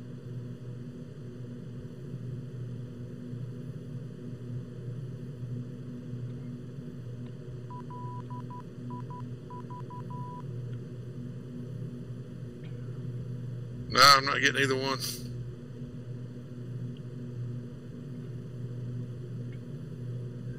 I'm 113 miles by the GPS, so, you know, I don't know. I never can get this as close as you. It'll come up, but it's just not as far away as you get it for some reason. I'm jealous. All right, 9 nautical miles in 1, standby. We're coming left to course 065 in 1 minute. 8 and 1. And this is Tevar?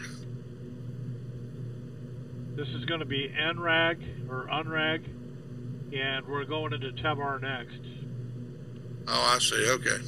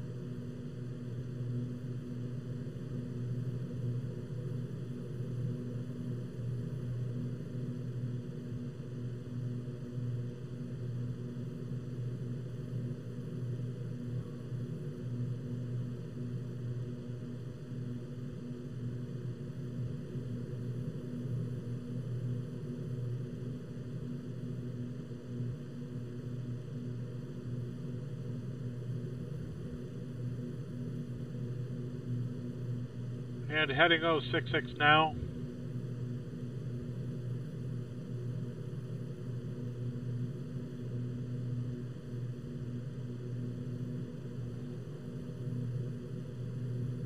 And I think our descent is going to be right after Tevar, top of descent.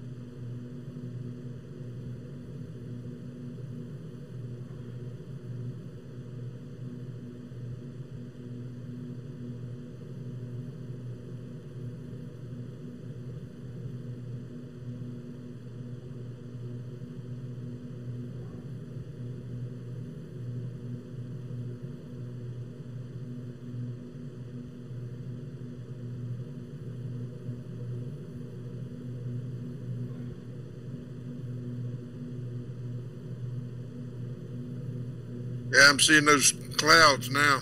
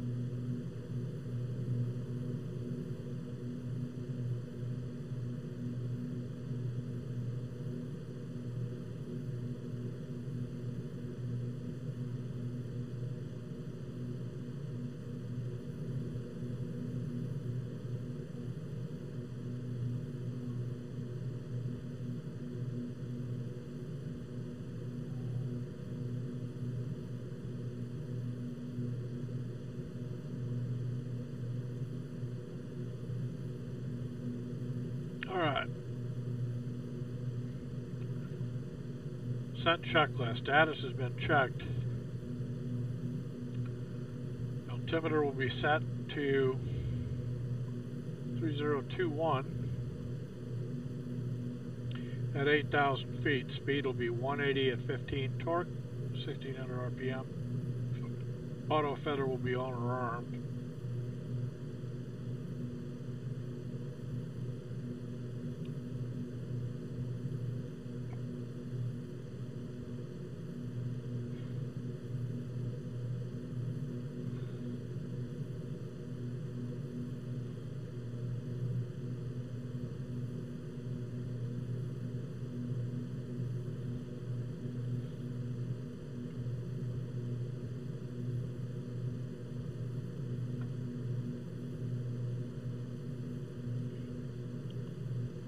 And that's descent checklist complete.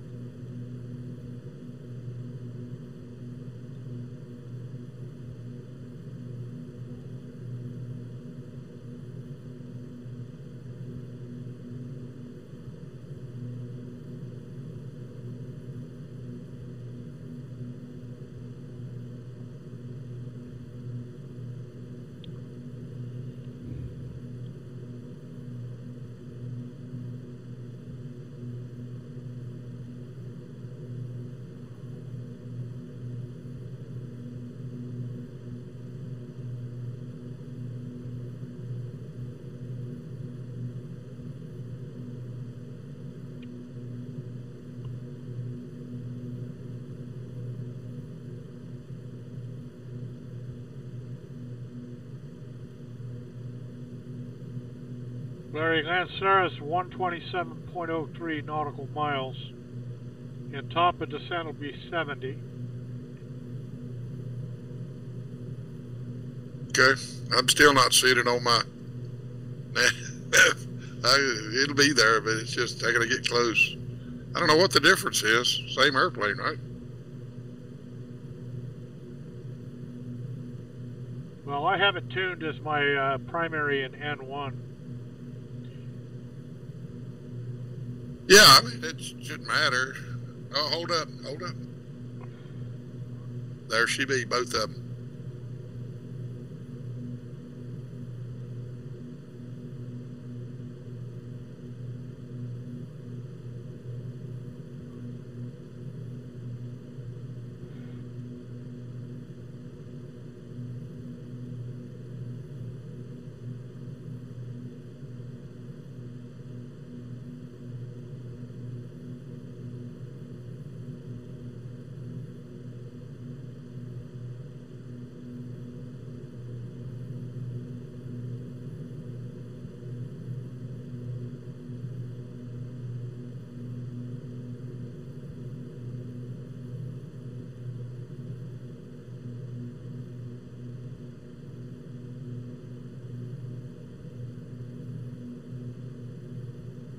Oh, shoot.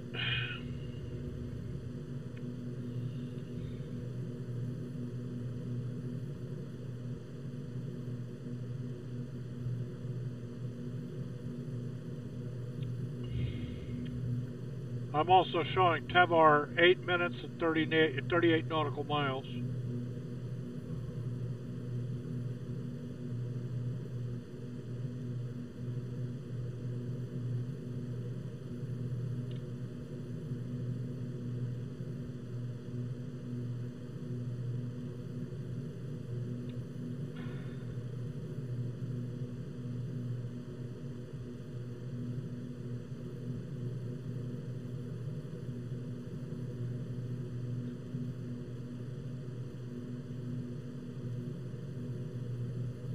Okay, on the VOR, it's 120 miles, and it's 26 minutes away. Is that right?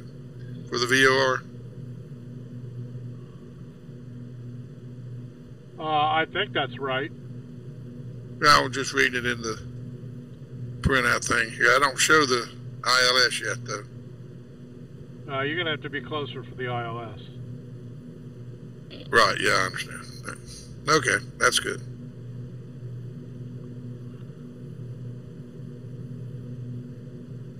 Okay, so 70 miles is top of descent. Right. How's your fuel state? I'm good, 35%. Yeah, I'm showing 2,000 pounds remaining. That gives me, shoot, 5 hours additional time.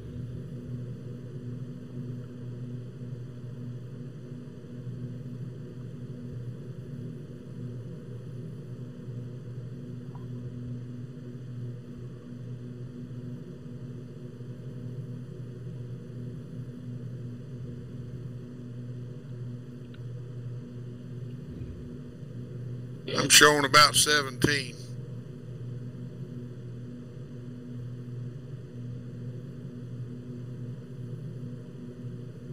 I think the difference in our fuel is the fact that you were spinning while I was getting ready. You burned it all up on the ground.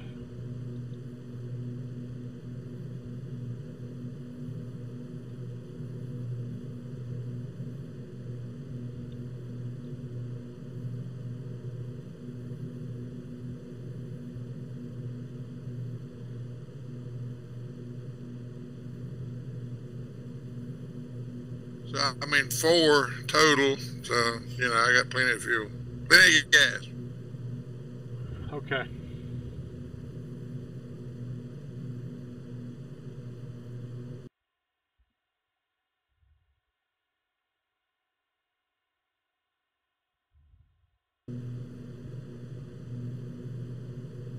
So for the viewing public here, we're getting pretty close. We're about 100. I'm 104 nautical miles, so I got about 30 till top of drop.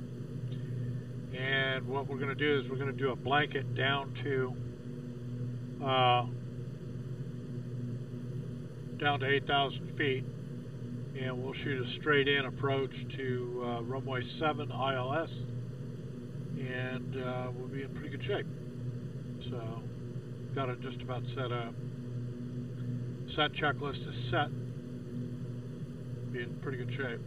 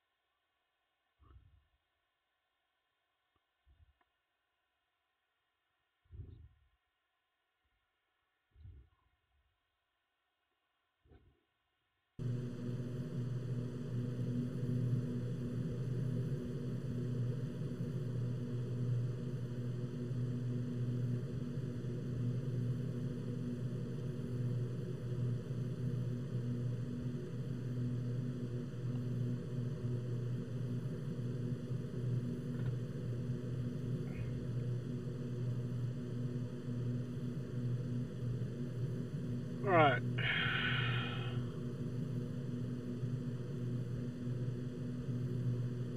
Set checklist status has been checked again. 3021.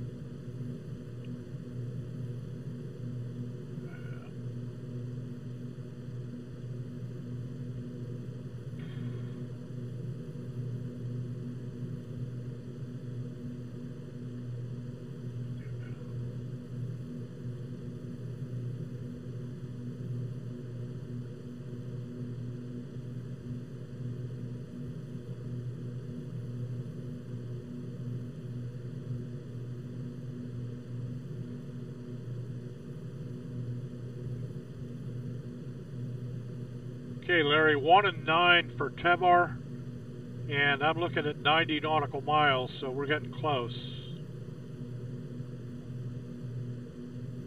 Okay. Nybex is going to be a right turn to 060, 30 nautical miles. Yeah, so, yeah. Again, that course is going to be 060, so we'll let you know. Okay.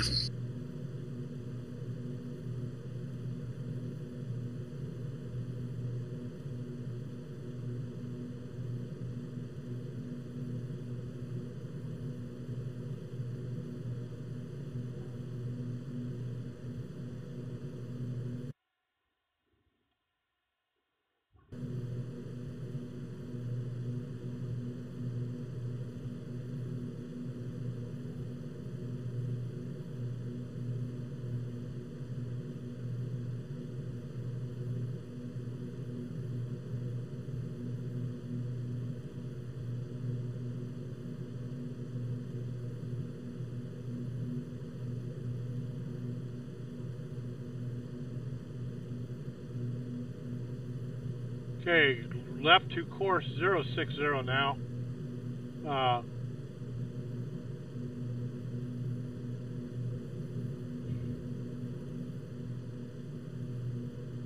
And I'm 13 nautical miles from top of drop. Okay. 281 ground speed. I got a wind shift on that turn. Yeah.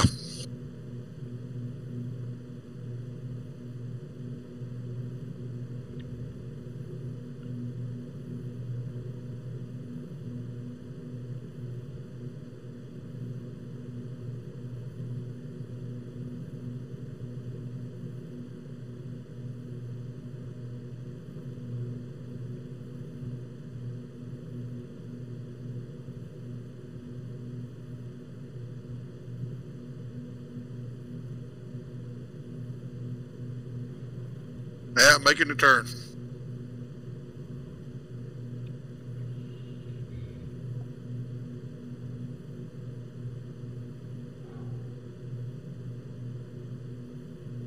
Okay, Larry, I already made the call, so once you get top of drop, go ahead and descend at your discretion.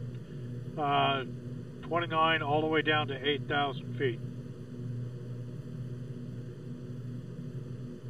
What's going to happen is that we're going to take a left turn that's going to take us in toward the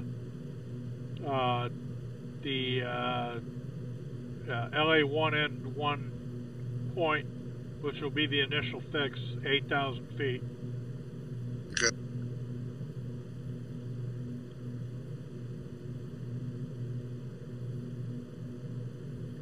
And that course correction, or that course is going to be 08 or 018 magnetic, which will bring us in on a 45 to that ILS approach for LA1N2. So 018 degrees at the turn. It'll be a hard turn to the left. Yeah, I'm looking at it. I see what it's going to be. Yep. Okay. I was with you, boss man. Right behind you. Scenery never changes back here. All right, I'm going to start slowing up and descending.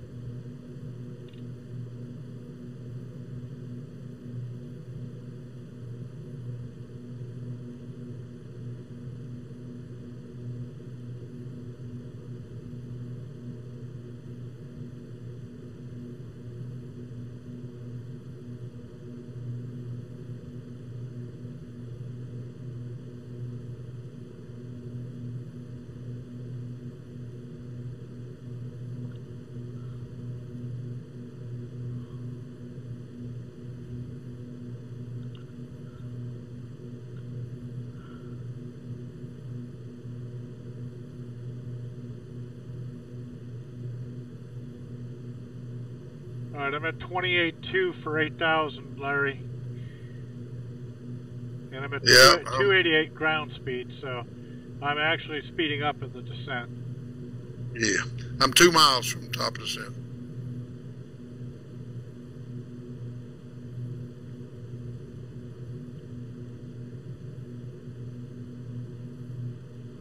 One mile.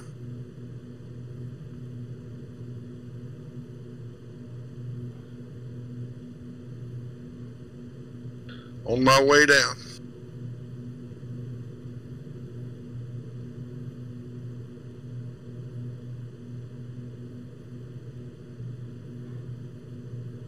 All right.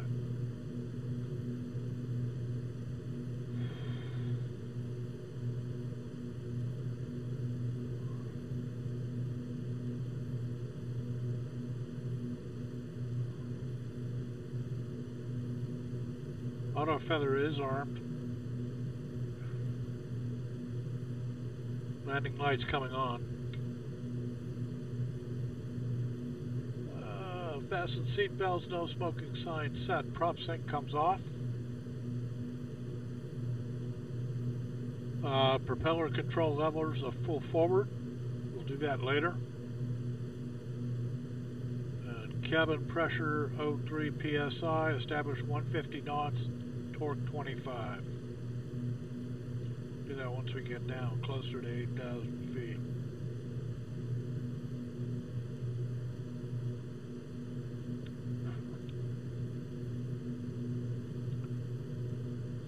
Larry, 1 and 8 on the turn, so hang tight here.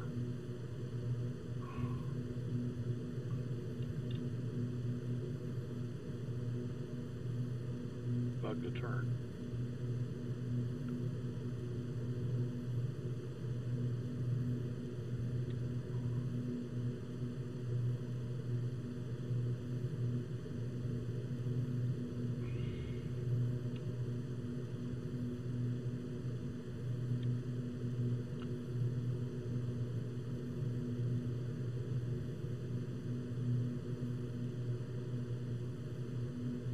Picking up a little turbulence here too, Larry.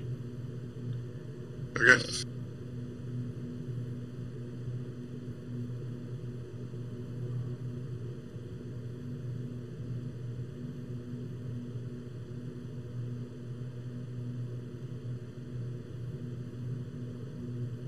I'm turning left now to 018 magnetic. Okay.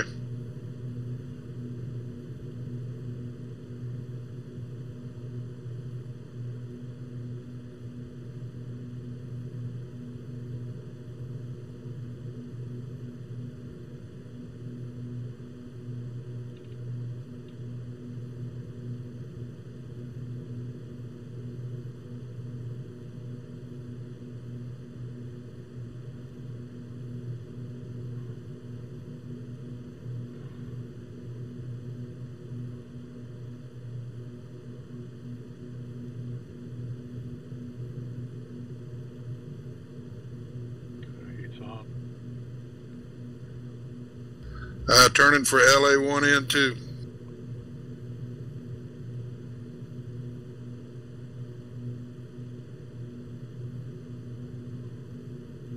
$24,450 going to 8. I'm at 21.4 for 8 now.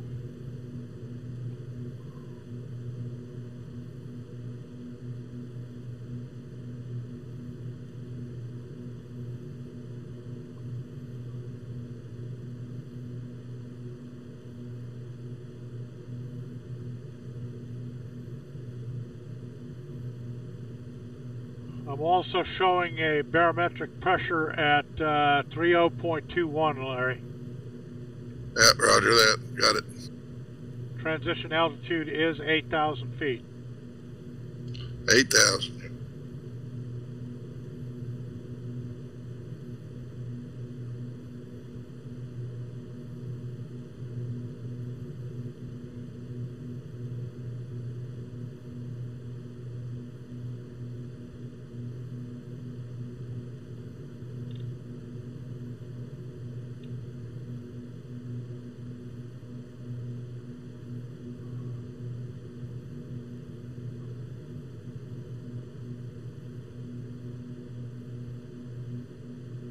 $18.7 for 8.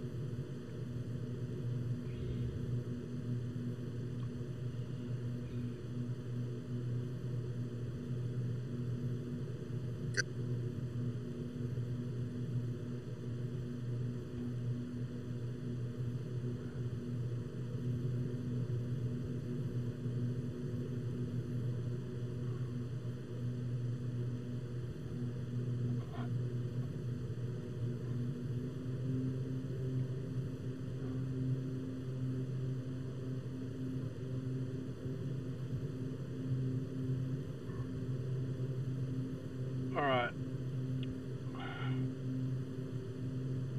Prop control levers are full forward, cabin pressure at 03. We're going to establish 150 at 25 torque. And flaps will be set to approach at that point or when we come down.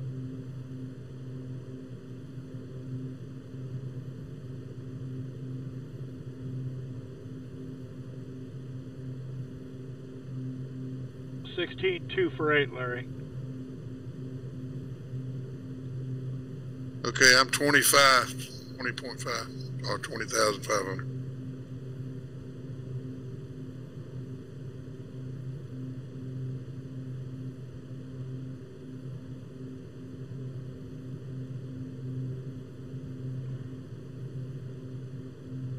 I think I lost you in the clouds, buddy.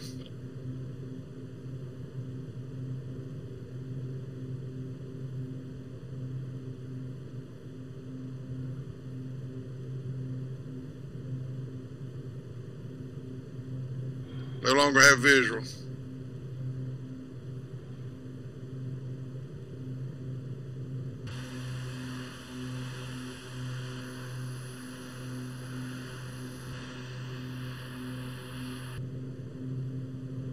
No, I'm just low enough to where I'm underneath you, well enough to where you can't see over.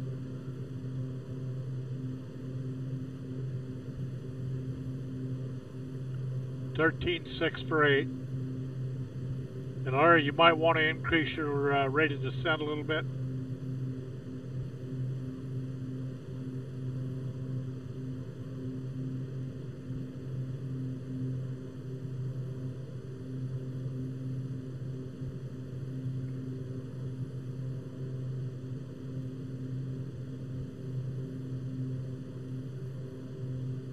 Okay.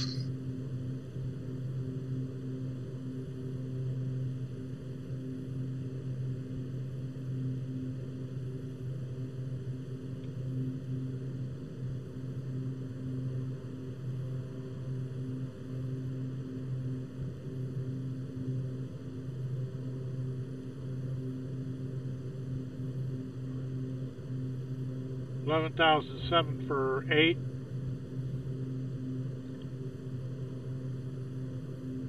And I'm showing 31 nautical miles to Lanseria.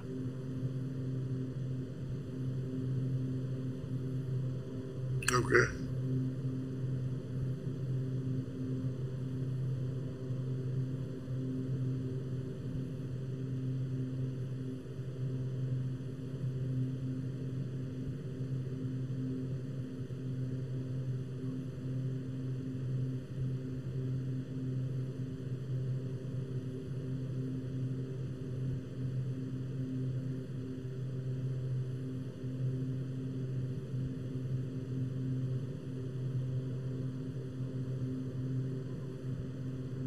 I got visual on you again, buddy.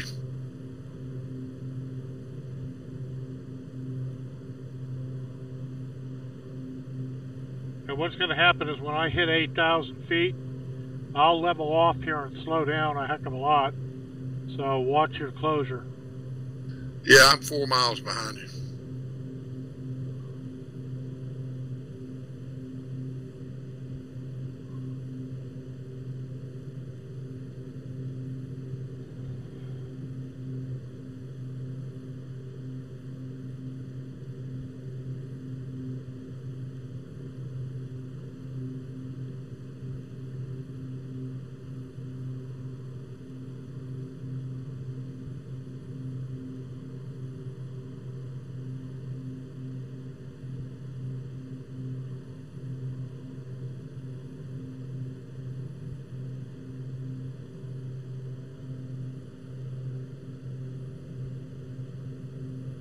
I'm 14 for 8.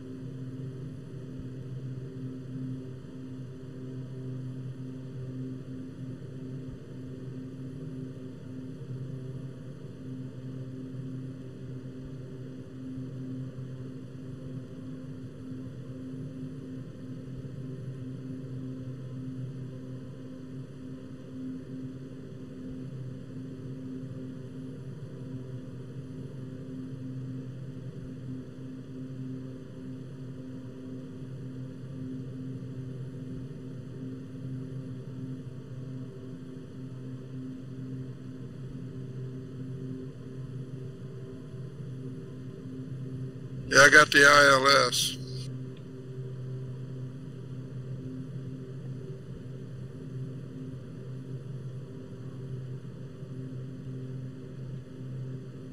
$23.8 miles.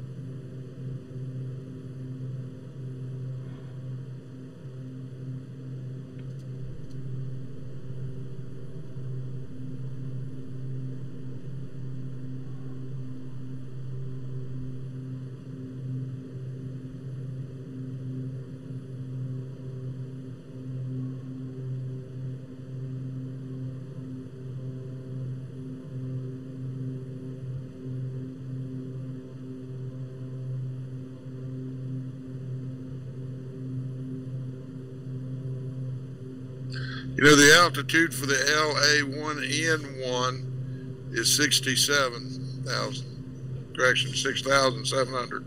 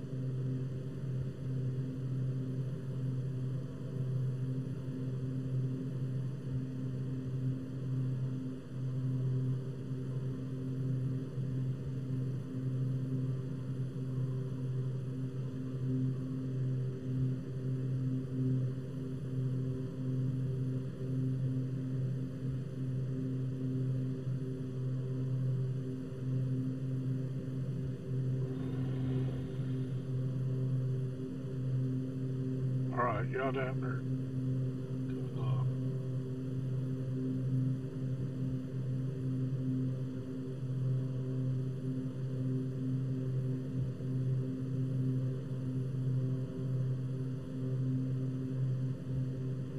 Got it. Okay, I have a visual on the runway, just FYI. I never did pick up the ILS, though.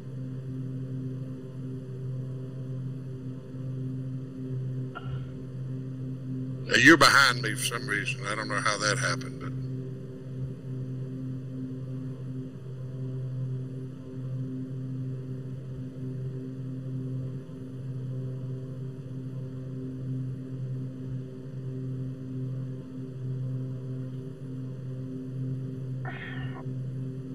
I'm going to circle and come in behind you.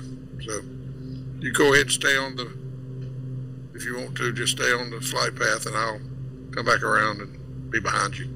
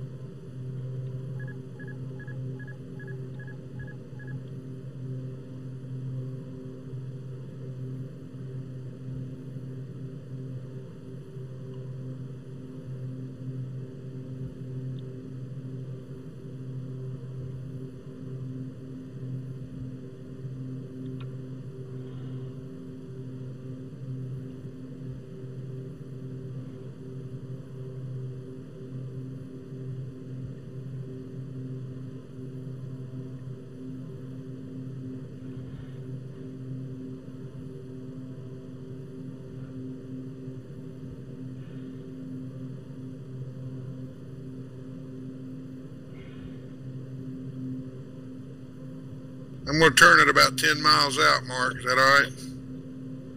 That's fine.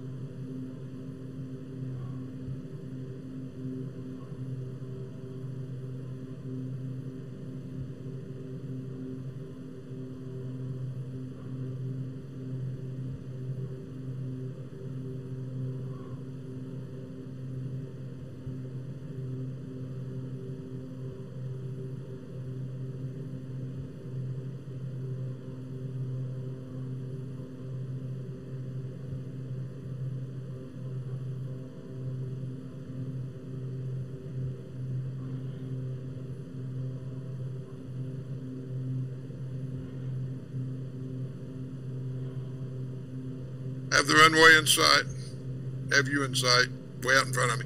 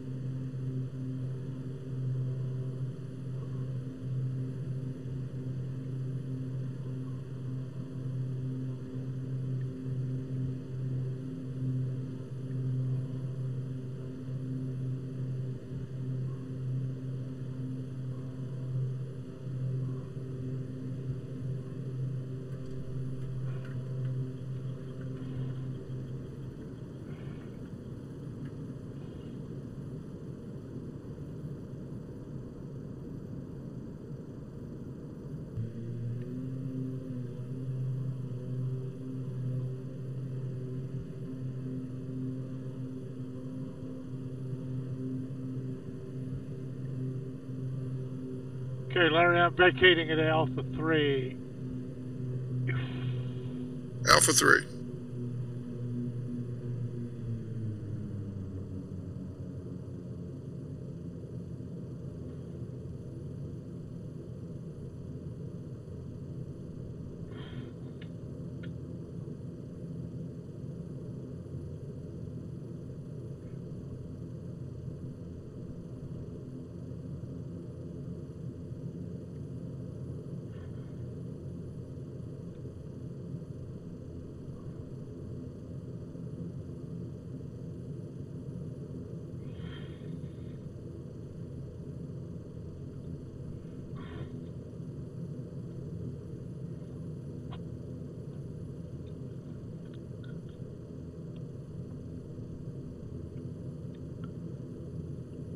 And 0640.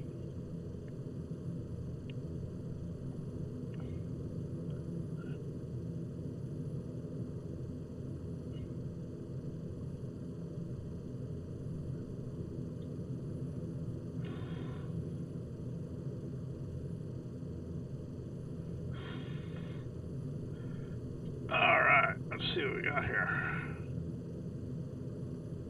Okay, flaps are up. Full forward, reverse thrust as desired. After flaps up, landing lights are off, strobes are off. Pitot heat is off. After landing, checklist is complete. Taxi up.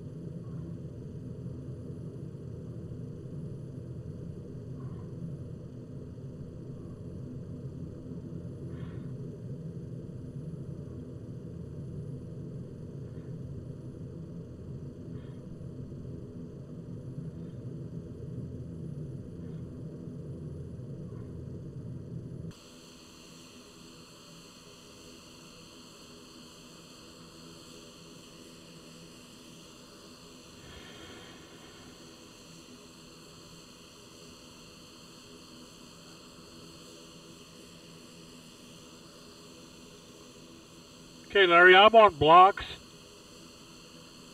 Just come on to the other side of the terminal. Put us on the other side of the terminal. Okay.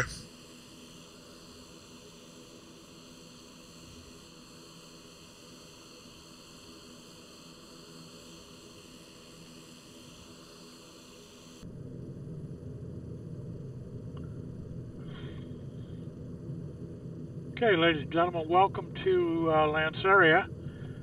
This is just outside whatever. Alright, strobe lights are off, taxi and everything like that. Parking brake is set. Avionics off. I'll tell you what, we'll keep them running here for a minute.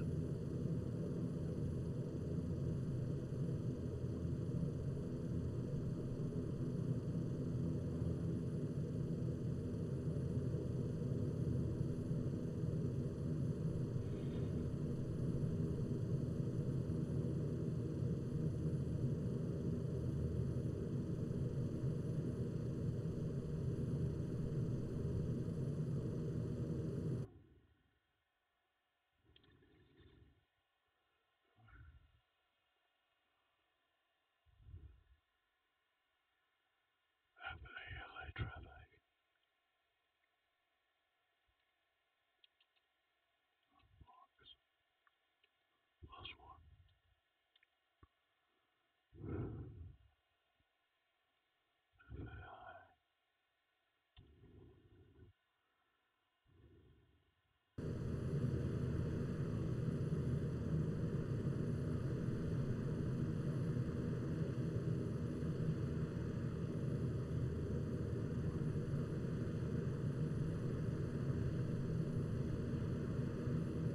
Well, Larry, I got you outside my left window, and you look like you're in pretty good shape. Good job.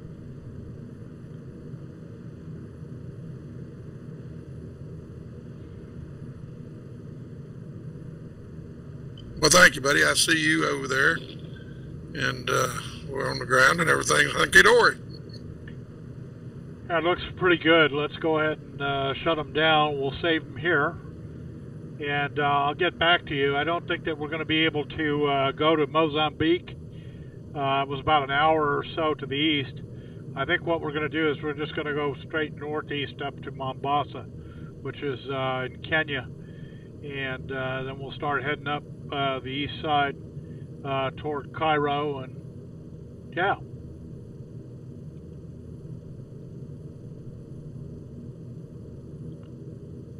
Sounds good to me. Yeah, fair enough. Yeah, I'm going to go ahead and sign off, and we'll talk to you guys later. Yeah, I'm headed for the rack. Thank you, Mark. Had a good time. All right, Larry. All right, Larry. We'll talk to you later.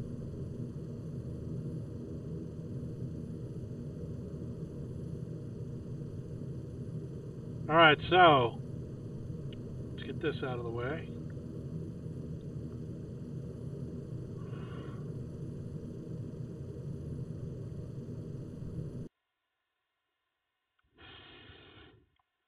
So everybody welcome to Lanseria outside of Johannesburg in South Africa.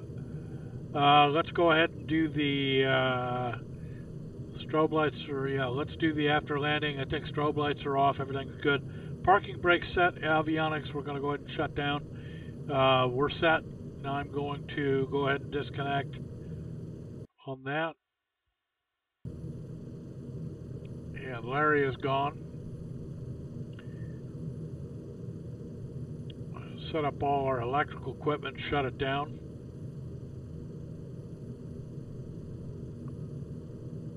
Nav lights off, we'll leave the beacon light on for now. Avionics master, we'll go ahead and shut that down.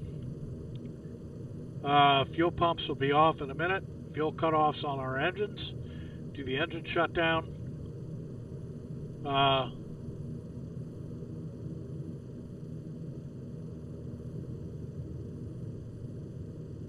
And we're shutting down number 1.